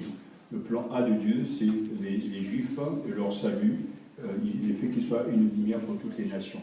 Mais entre-temps, ils ont rejeté le Christ. Mais le Christ est venu, c'est pour ça que Jean nous dit qu'il est allé vers les siens, et les siens ne l'ont pas reçu. Mais tous ceux qui l'ont reçu,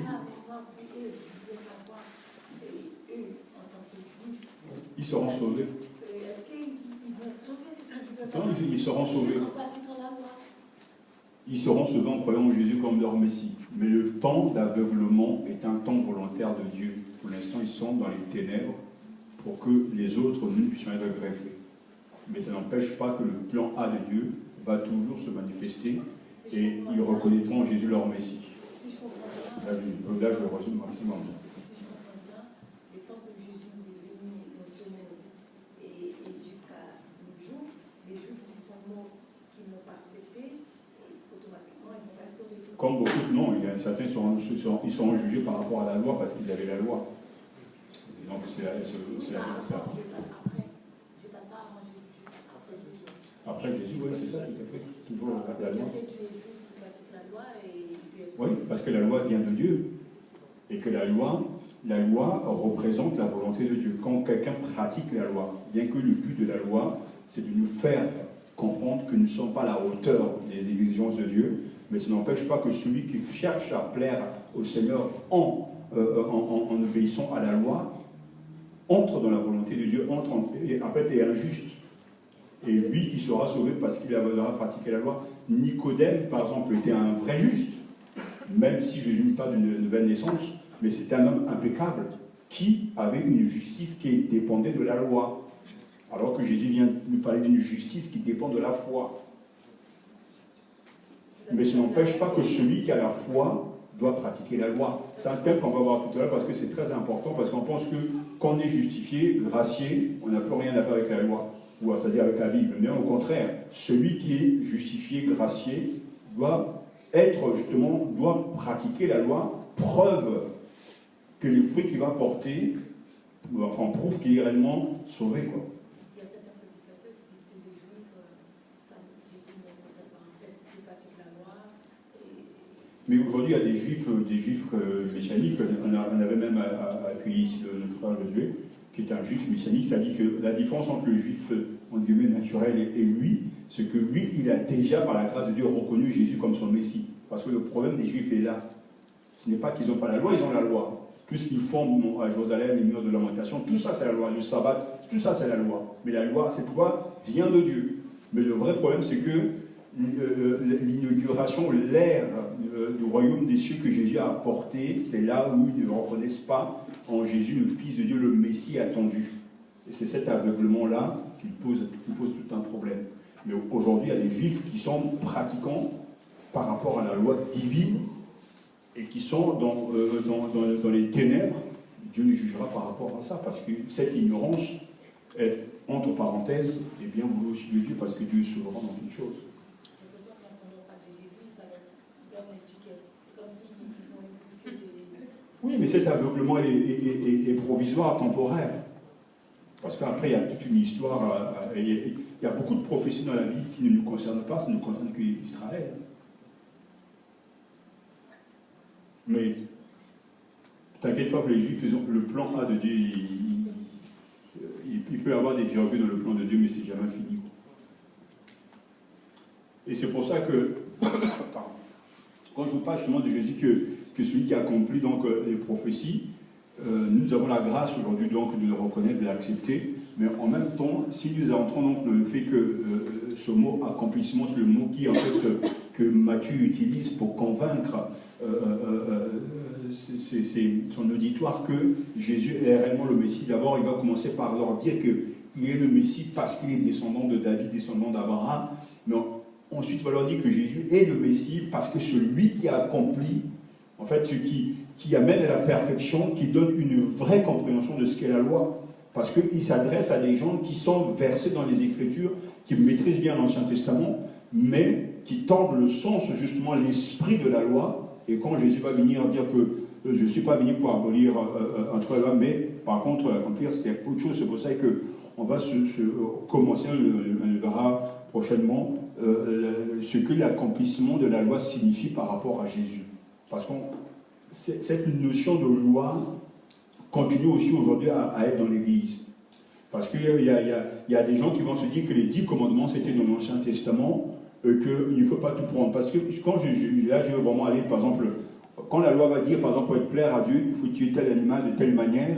Aujourd'hui, il y a des gens qui vont dire que tout ça, ça a été fait en Jésus, donc nous, on n'a plus rien à voir avec l'Ancien Testament. D'ailleurs, moi, de toute façon, je ne lirai que le Nouveau Testament, parce que tout ce qui était dans l'Ancien Testament, ça s'est accompli.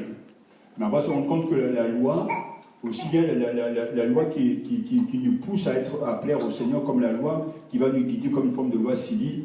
Tout ça, c'est important. Jésus, en fait, vient augmenter la difficulté de croyants d'aujourd'hui, parce que quand on va voir, par exemple, par rapport à la loi dit que celui qui va tuer, on doit lui faire ceci, mais lui dit, mais celui même qui regarde son frère avec un mauvais œil, c'est déjà grave. Alors finalement, je trouve qu'on est dans des difficultés pas possibles, mais c'est là on a besoin de comprendre comment Jésus est celui qui vient accomplir la loi et qu'est-ce qu'il entend justement accomplir la loi. Donc c'est un chapitre extrêmement important parce qu'il y a encore des gens aujourd'hui qui continuent encore à se toucher, à penser que parce qu'ils sont sympathiques, ils vont aller au ciel. Non, ça ne se passe pas comme ça. Il y a encore du légalisme dans les églises, dans le sens que dit, voilà, la loi dit ceci. Parce que ça, c'est souvent, il faut prier à minuit, il faut lire sa Bible 7 fois, il faut répéter 7 fois Jésus. Tout ça, c'est la loi, ça. Mais Jésus n'est pas dans cette loi-là. Alors, des fois, il y a des livres que je vois, les lois de la prière, les lois du combat spirituel, les lois de ceci. Il y a des lois partout, comme si on n'en avait pas assez déjà, avec de toutes ces lois, quoi. Mais, il faut absolument que nous comprenions la manière que Jésus comprend, en tout cas, la notion de loi. D'accord? On voit avec moi vos Bibles dans Matthieu chapitre 5. On va en tout cas faire l'introduction ce soir.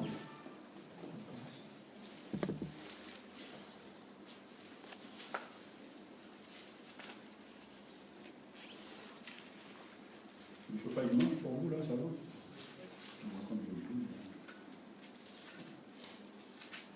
On va lire donc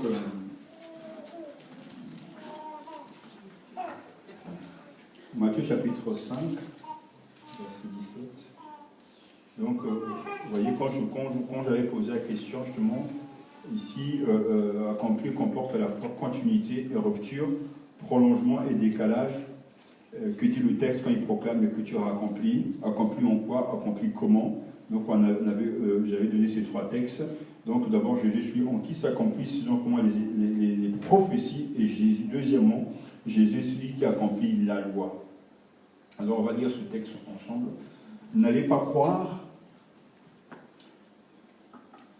que je sois venu abroger la loi ou les prophètes. Je ne suis pas venu abroger, mais accomplir.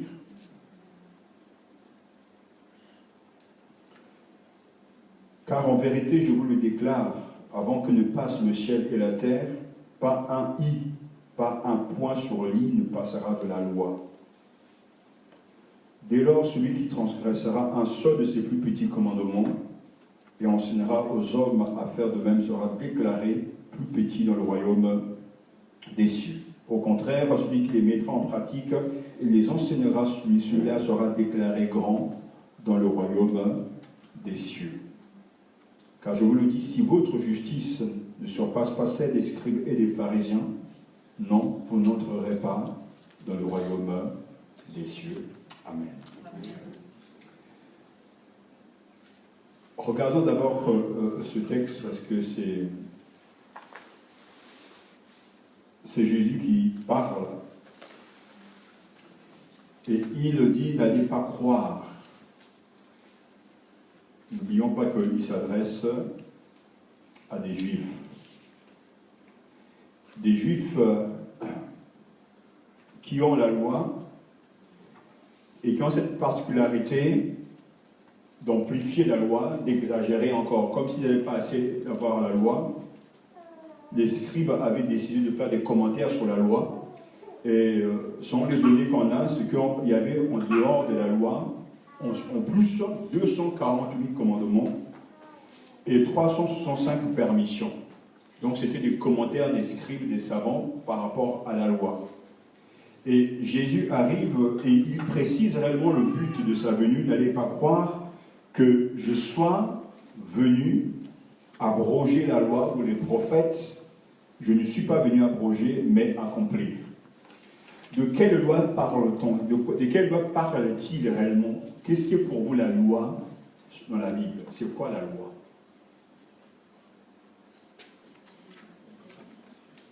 Les 10 commandements, c'est la loi. Tout ce qui est devenu par les tout ce qui est avec l'ordonnance. les ordonnances. Ce qu'il y a de particulier avec la loi dans l'Ancien Testament, c'est quoi? Il y a des interdits tout à fait, mais quoi d'autre? Les rituels liés au temple. Des rituels qui étaient liés au temple, tout à fait. Tout ça peut nous dire quoi? À chaque fois que le peuple a quelque chose à faire, Dieu doit le lui dire. Ça dit qu'il ne faisait rien si Dieu lui-même ne disait pas comment faire ce qu'il faut faire. Ça dit que ce soit, on prend même une loi sacrificielle, ça dit qu'une loi, donc on trouve dans les Lévitiques, par exemple, comment avoir ses péchés pardonnés, Dieu donnait une loi de la manière qu'on devait être pardonné. C'est-à-dire prendre tel animal qui devait être sans défaut, aller donc dans le parvis donc, du temple, à tel endroit, particulièrement l'autel, il y avait une manière de tuer l'animal, c'est qu'il fallait manger, c'est qu'il fallait laisser. Donc à chaque fois, pour plaire au Seigneur, Dieu avait donné des lois. Comment il faut faire. Par exemple, pour ce livre, il y avait des lois en tout. Une femme, par exemple, qui avait ces pertes de sang, donc je peux utiliser le mot de cette manière, devait être exclue du camp. Et pour regagner le camp, elle devait faire certaines choses, et parce que pour plaire au Seigneur, il fallait suivre la loi de Dieu. Quelqu'un qui tuait accidentellement une autre personne, il y avait une loi aussi pour l'intégrer, pour le protéger. Donc à chaque fois dans l'Ancien Testament, la loi représentait la volonté de Dieu, et Dieu donnait des lois jusqu'au moindre détail des animaux qu'il fallait manger, qu'il ne fallait pas manger, comment il fallait les manger, comment il fallait les préparer, les vêtements que tu devais donc qu'on devait confectionner, avec quel genre de tissu qu'il ne fallait pas mélanger. Il y avait des lois en tout.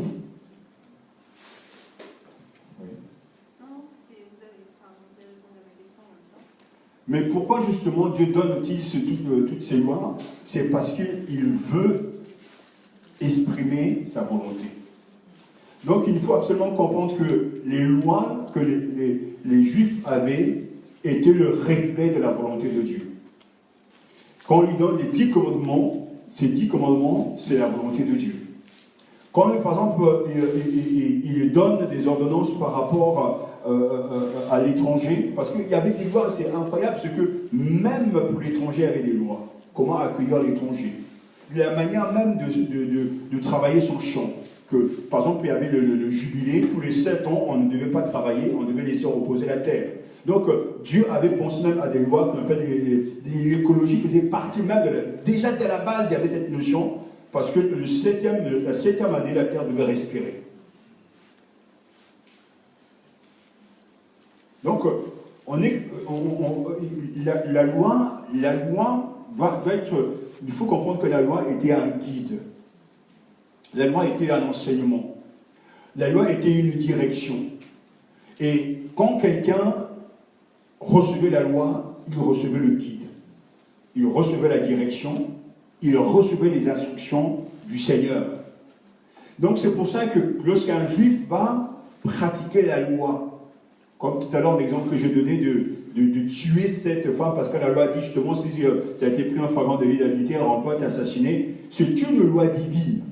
C'est parce que je demande que ce soit bien compris pour que nous puissions comprendre la difficulté que les bien-aimés avaient, en tout cas nos frères juifs avaient, parce que cette loi vient bien de Dieu, et Jésus ne l'interprète pas de la même manière. Deux fois, il va même beaucoup plus loin que la loi que lui-même avait donnée. Il va même à contresens, parce que, à l'exemple, par exemple, la loi interdisait, comme dans la loi, il y avait par exemple des codes pour le tabernacle. Il y avait par exemple, il y avait une loi pour les prêtres, ça veut dire les lévites, les pasteurs, on pourrait dire pasteurs, ils ne devaient jamais travailler et ils devaient toujours récupérer par exemple 10% de toute la récolte des gens et on devait leur mettre à part un terrain pour eux. C'est une loi. Et c'est une loi que Dieu avait donnée par rapport aux Lévites. C'est pour ça que je bénis Dieu, parce que j'ai cru entendre que maintenant l'église évangélique du Congo, que certains pasteurs qui sont dans les villages, on leur donne un bout de terrain pour qu'ils puissent pouvoir récompenser le peu d'argent qu'ils ont par rapport à ceux qui sont en ville. C'est une bonne chose. En fait, c'est une loi qui existe dans l'Ancien Testament, l'égalité, parce qu'il y a aujourd'hui des pasteurs ou des évangélistes qui ne veulent pas aller au village parce qu'ils ont peu d'argent. Et je me suis dit que si tout le monde avait le même salaire, ça sera bien. Ça dit que celui qui travaille dans un village comme celui qui travaille enfin, à la campagne ou bien en ville, s'il y avait le même salaire, bah, de toute façon, les gens seront vraiment, en tout cas, très heureux d'aller servir chez eux partout. Mais bon, la réalité elle est tout autre, c'est comme ça, mais c'est bien de pouvoir trouver un équilibre dans tout ça. Mais en fait, il y avait des lois en tout. Il y avait des lois pour les Lévites, la manière qu'ils devaient s'habiller, comment ils devaient se purifier avant d'entrer dans le temple. Donc tout ce qu'ils faisaient, c'était vraiment le reflet de la volonté de Dieu. Et quand Jésus va venir, que je ne suis pas dit que ne croyez pas que je sois venu abroger la loi ou le prophète, mais je suis venu l'accomplir, il est en train de provoquer des choses. Pour des gens qui sont accoutumés, qui sont habitués à suivre des règles, Jésus vient bouleverser les règles. Et c'est pour ça que Jésus est un puissant révolutionnaire, parce que une femme ne pouvait pas être à côté d'un homme. Un lépreux ne peut pas être touché par des gens, mais Jésus touche les lépreux. Jésus mange avec les païens. Jésus mange avec les collecteurs d'impôts. Donc Jésus est un provocateur. Il faut absolument que vous compreniez que Jésus a provoqué les autres. Mais c'est une bonne provocation, mais mettez-vous dans la tête, dans la peau en tout cas de ces juifs qui avaient des règles qu'ils avaient acceptées, que le jour par exemple du Shabbat, c'est-à-dire le samedi, ils ne devaient pas travailler, ils ne devaient rien faire. On verra ces exemples. Et Jésus, comme par hasard, c'est le samedi qui va guérir quelqu'un. Il y a de quoi vouloir vraiment le faire à la peau, parce que il est en train de... En réalité, ce qui est en train de se passer, Jésus est en train de détruire leur religion. C'est pour ça qu'il n'a pas été aimé, parce qu'il vient faire pratiquement l'impression qu'il a un contresens. Et on dit, mais lui, on doit l'assassiner. Malheureusement, il y a des gens, enfin heureusement, malheureusement pour eux, en tout cas, les gens suivaient Jésus, alors heureusement pour eux qu'ils le suivaient, mais mettez-vous dans la tête de ces gens-là. Mais pour nous aujourd'hui, parce que la question se pose, est-ce que la loi dans toute sa manifestation, est-ce que la loi est valable pour nous aujourd'hui? Est-ce que les 10 commandements sont encore d'actualité pour nous aujourd'hui? Est-ce qu'on peut les prendre à la lettre? Ben, je veux prendre un commandement: honore ton père et ta mère et tes jours seront prolongés sur la terre. D'abord, ici, est-ce que tout le monde honore son père et sa mère? Il y a des gens qui les zappent, quoi. Moi, on en parle, mieux c'est. Mais pourtant, c'est bien le commandement de Dieu, une loi divine. Ça fait partie des 10 paroles. Et je dis, mais honore ton père et ta mère et tes jours seront prolongés sur la terre. Donc ça signifie que si on prend la lettre de ce commandement, d'abord, il faut comprendre ce que ça veut dire honorer son père et sa mère.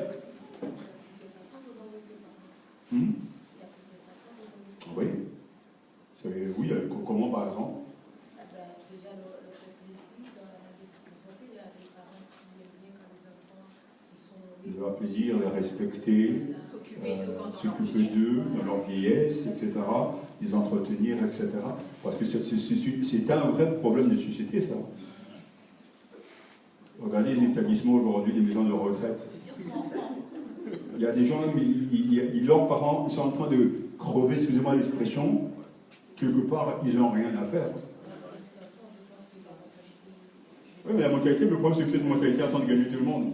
En noir et blanc, en guillemets, ça, malheureusement, il y a quelque part, il y a des gens qui disent, ah, j'ai plus la charge de mes parents, bon, ça va, quoi. Mais nous, on est dans la réalité que c'est une loi divine, honore ton père et ta mère. Et nous, on a grandi avec cette loi divine. C'est pour ça que des fois, pourtant, on n'est pas vieux, hein, mais on est choqué. Parce qu'aujourd'hui, quand tu vois des enfants qui insultent leurs parents, qui manquent de respect, mais c'est incroyable. Nous, ça dit que pour nous, en tout cas, moi, cette notion, le papa, la maman étaient comme des dieux pour nous.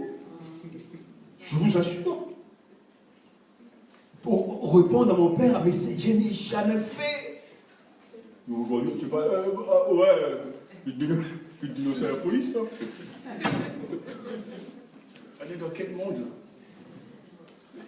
le problème, c'est que ce manque de respect, c'est une réalité, quoi. Ça dit que, même des fois dans les familles chrétiennes, il y a un tel manque de respect, il y a un tel... Alors, le but, ce n'est pas, si je prends cette loi, parce que c'est une loi divine, le but, ce n'est pas de durer sur la terre, parce qu'on n'y pense pas.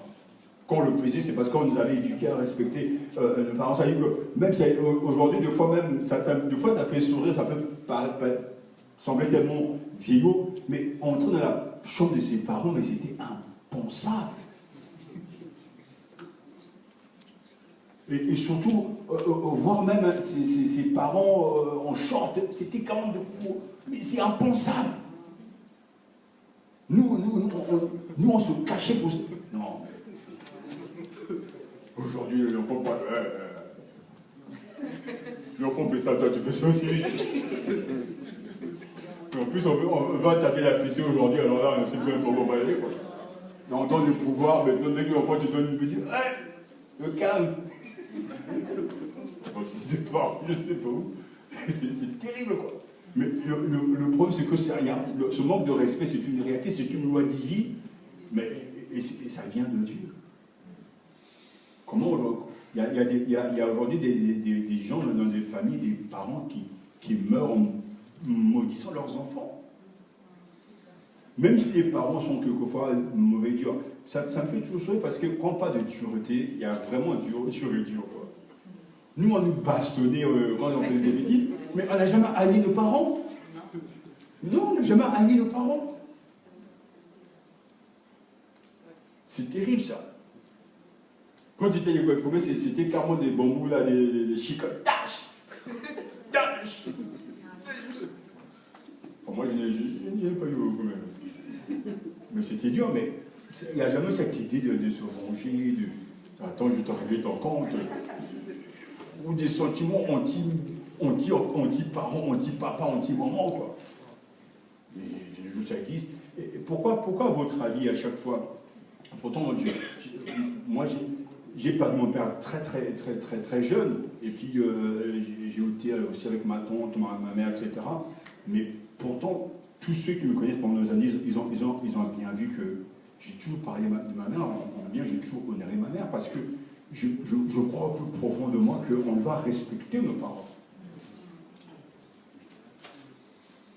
Même si, comme me disait une fois une maman, dit, mais je dis à mon fils, je l'ai porté 9 mois, même le 9 mois, ne m'oublie pas.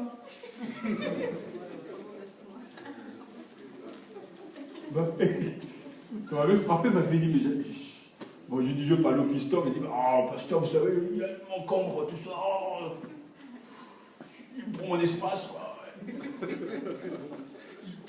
Les jeunes d'aujourd'hui sont terribles, quoi. Mais j'oublie que moi, je suis convaincu qu'il y a des malheurs, des difficultés que les uns et les autres peuvent rencontrer dans leur vie. Parce que quand les parents peuvent faire « Ah !» Attention. Et je peux vous dire, entre parenthèses, tu as beau prier, tu peux être ce que tu veux. Il y a des paroles que l'on prononce des parents, ça agit sur toi même quand tu es croyant. J'ai vu ça, il y a des choses qu'il ne faut pas dire à l'église. Mais quand tu ne pas de parent même qui est païen, qui dit, toi là, tu n'auras pas d'enfant, tu verras. Tu peux aller prier à qui tu veux, même avoir n'importe quel prophète. Parce que cette parole, c'est une parole d'autorité. C'est ton père, c'est ta mère. Alors la Bible est très claire par rapport aux responsabilités des parents. Enfants, obéissez à vos parents, dans Éphésiens chapitre 6. Et puis, parents, ne déshéritez pas nos enfants, etc. Maintenant, il faut trouver l'équilibre dans tout ça. Mais faites attention, si vous êtes là parmi des gens qui avaient négligé vos parents, il faut arrêter ça. Même s'ils ont été durs avec vous, vous devez les honorer jusqu'à la fin. Ce sont vos dieux, entre guillemets. Et n'oubliez pas que si vous êtes là, c'est parce qu'ils ont voulu que vous soyez là. Même si c'est Dieu qui donne la vie. Ce qui se décide dans la chambre avant que vous veniez au monde, c'est d'abord entre papa et maman. N'oubliez jamais ça. Comment je pose la question, les parents, par exemple, malgré les enfants, qui violent les enfants, tout ça, l'enfant après quand il grandit, c'est comme ça, des fois il appelle. Et j'ai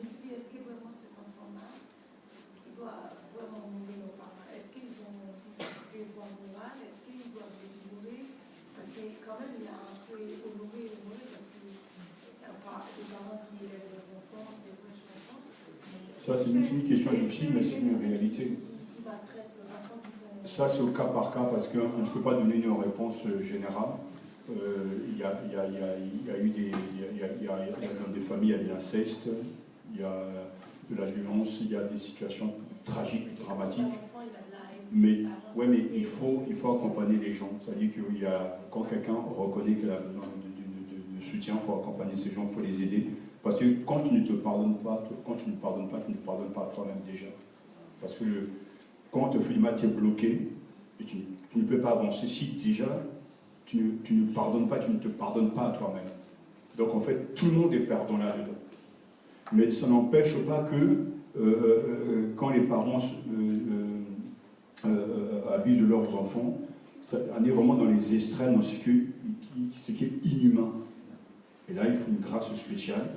Et en tout cas, où Dieu est capable de relever, capable de guérir, parce qu'il y a des situations qui sont tragiques, des cas surtout d'inceste, etc., des difficultés de viol même. C'est pays, mais je crois que Dieu est grand, Dieu est puissant pour sauver et guérir. Mais ça, c'est vraiment au cas par cas, je ne peux pas donner une réponse générale. Parce que j'ai une question. Quand on parle de la loi, est-ce qu'on limite la loi à un certain nombre de livres dans l'Ancien Testament? Ou alors on peut l'étendre vraiment à tout? C'est tout. En fait, oui, c'est-à-dire que quand on parle de la loi, c'est vraiment tout l'Ancien Testament, je dirais même toute la Bible. C'est toute la Bible. Nous, en tant que nouveaux chrétiens, parce qu'on ne fait pas comme les juifs, on ne mange pas cachère, on mange du porc, il y a plein de choses qu'on... Ça dépend qui. Il y a des choses qu'on mange, on ne respecte pas la loi qu'eux ils respectent, et pourtant cette loi-là aussi elle est donnée. Elle est où notre situation par rapport à ça? Oui, c'est ce que l'on verra, parce que justement, aujourd'hui, on a réussi à faire le tri dans ce que l'on veut, ce que l'on ne veut pas. Et en général, quand ça ne nous arrange pas, on rejette. Quand ça va dans notre sens, on sait garder la loi. Et alors que il faut voir de quoi Jésus nous délivre-t-il, parce qu'il nous a bien délivré de la loi, de cette servitude-là. Et que est-ce que ça va toucher notre alimentation, notre tenue vestimentaire? Est-ce que le chrétien va respecter le jour du sabbat, etc. Est-ce qu'on va sacraliser le dimanche? Est-ce qu'on doit se laver toujours les mains avant de passer à table? Parce que c'est une loi rituelle aussi, puisqu'on a reproché à Jésus que tes disciples ne se lavent pas les mains avant de manger. Alors que pour nous, on dirait que c'est un problème hygiénique d'hygiène. Est-ce qu'on doit prendre ça à la lettre ou pas, ou on doit comprendre l'esprit de la loi et de la manière que Jésus est en train de l'accomplir? Parce que c'est ça qui va être l'enjeu justement du fait de savoir que Jésus est venu accomplir la loi, mais maintenant comment interpréter tout ça, quoi? En lisant l'Ancien Testament, c'est un peu difficile parce qu'on voit un Dieu qui est hyper précis, hyper dans les détails, et quand on arrive dans le Nouveau Testament, on a l'impression qu'il est plus... on a une impression de largesse, et c'est très perturbant parce que moi ça me dérange parce que je me dis, un Dieu comme ça qui est normalement dans les détails, il ne peut pas avoir changé entre l'Ancien Testament et le Nouveau Testament. Mais dans le Nouveau Testament, qu'est-ce qui se passe exactement? Parce que dans la pratique de la vie quotidienne, on cherche cette précision aussi dans les décisions, même les plus petites qu'on prend au jour le jour. Je ne sais pas, moi j'ai tendance à chercher aussi cette précision, à devenir la volonté de Dieu. Mais est-ce que c'est juste de vouloir adapter, pas adapter, mais suivre cette image de Dieu? C'est précis, quoi. C'est là justement l'enjeu. Il faut savoir que dans le Nouveau Testament, de manière générale, le chrétien est devenu responsable. Et il ne va plus consulter, par exemple, le Toumim, ou bien consulter un prophète pour connaître la volonté de Dieu, mais il va déchiffrer grâce à l'intelligence renouvelée qu'il a ce que Dieu lui dit de faire. Donc en fait, on est beaucoup plus devenus des enfants adultes que par rapport à l'Ancien Testament, parce que le fait de dire si on devait aller combattre les Philistins de telle manière, c'était quand même de l'enfantillage. Et la différence surtout, c'est là où tout l'enjeu, c'est que Jésus ouvre une nouvelle ère, la grâce. Mais en même temps, il donne un autre nouveau moyen, l'esprit en vous. Donc ça change complètement sa manière de vivre et sa manière d'interpréter les choses. Parce qu'aujourd'hui, si quelqu'un veut par exemple être précis dans les choses de Dieu par rapport à un problème précis, le Saint-Esprit, qui est lui inspirateur de la loi, va aussi être précis dans ce domaine-là, parce que je ne vois pas, si déjà dans l'Ancien Testament, il n'est pas avec les gens, ou il est sur quelques personnes, comment ne pourra-t-il pas mieux faire alors qu'il est maintenant en nous? Donc en fait, il y aura plus de précision, il y aura plus de profondeur, parce qu'aujourd'hui même, Paul arrivait à dire quand même aux Corinthiens, nous avons la pensée du Christ. Mais qui aura dans l'Ancien Testament l'audace de le dire, si c'est peut-être que Moïse, puisque Moïse parlait avec Dieu face à face.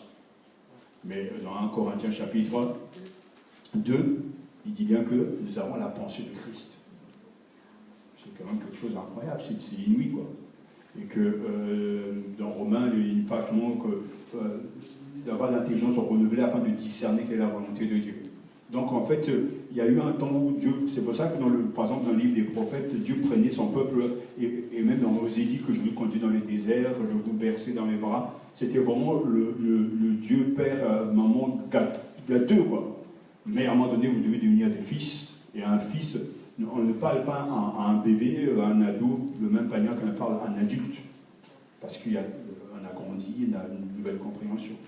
Donc, mais ça n'enlève pas que la précision existe. Par exemple, dans le livre des Actes des Apôtres, ils sont en train de prier, le Saint-Esprit va dire, mettez-moi à part Paul et Barnabas, pour laquelle je les ai appelés, c'est précis, c'est clair. Donc en fait, cette dimension existe, mais aujourd'hui, la relation vis-à-vis de Dieu a changé, c'est beaucoup plus une relation intérieure. Et Dieu nous parle dans notre cœur.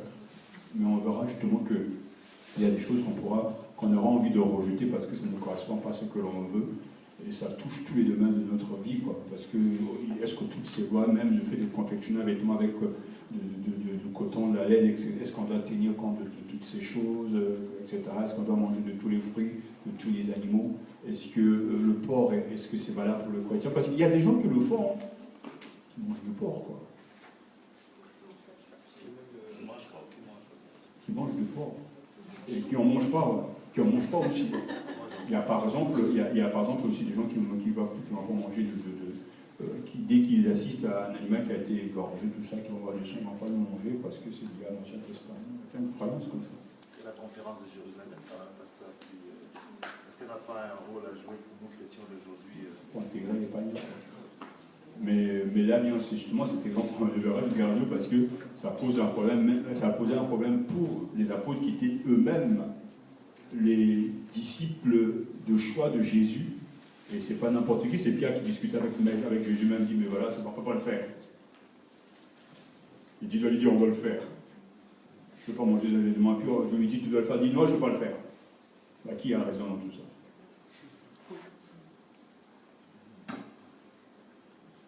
Donc, voilà. Mais là, justement, cet exemple peut le finir, c'est que ce que Dieu est en train de dire à Pierre, il le dit dans une vision. C'est intérieur. Et tout ça pour lui dire, tu dois aller chez Corneille, à chapitre 10, parce qu'il y a les païens qui doivent recevoir le Saint-Esprit. Mais déjà, pour qu'il arrive là-bas, il a fallu que Dieu transforme d'abord Pierre, qui était hyper sensible, maître de la tradition, quoi. La tradition dit, je ne peux pas toucher à ce qui est impur.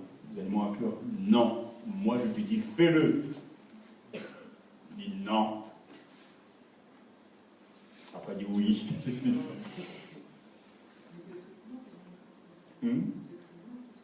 C'est très troublant.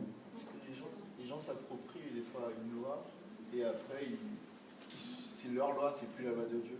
C'est exactement ça. C'est comme, moi je fais le rapport parce que nous, au collège, on a les élèves qui viennent de l'école primaire, ils sont tellement formatés dans leur truc, parce qu'ils ont leur maîtresse qui les encadre et tout, on fait tout. Et quand ils arrivent au collège, c'est une espèce de, c'est toujours l'école, c'est un nouveau programme, enfin c'est toujours la continuité, et là ils sont perdus.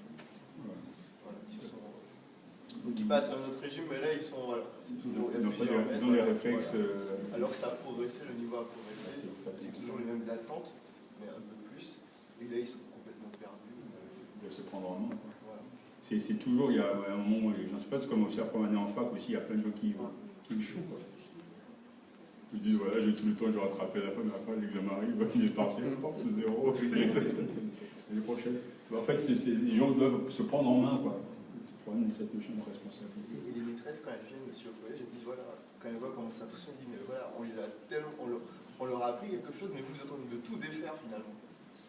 Il y a toujours ce problème, ils disent, voilà, le collège, lycée, ils disent pareil. On met quelque chose en place et vous êtes toujours en train de défaire le truc. C'est pour ça que les enfants se perdent. Ouais. C'est un grand débat, ça. L'échec scolaire, chacun sa raison. Quoi. Mais c'est vrai que ce que tu dis, c'est juste. Je trouve ça c'est un exemple vraiment pour nous aussi, parce que je vois qu'il y a la révélation progressive de Dieu. Quoi. La manière que Dieu parlait à Moïse, c'est pas pareil qu'aujourd'hui. Aujourd'hui, on sait tout ce que Dieu attend de l'homme. Moïse n'avait qu'une demi-vérité. C'est-à-dire qu'il y a un problème à gérer avec le peuple, voilà, je te dis de faire ça. Aujourd'hui, on sait tout. Donc, n'importe qui en lisant la Bible, il sait qu'à la fin, il y aura un jugement, il sait qu'à la fin, il y aura des récompenses. On sait tout. Donc, d'un côté, on est hyper privilégié, mais attention au jugement. Voilà. On verra donc la suite la prochaine fois, Dieu voulant. On va se lever pour rendre grâce au Seigneur.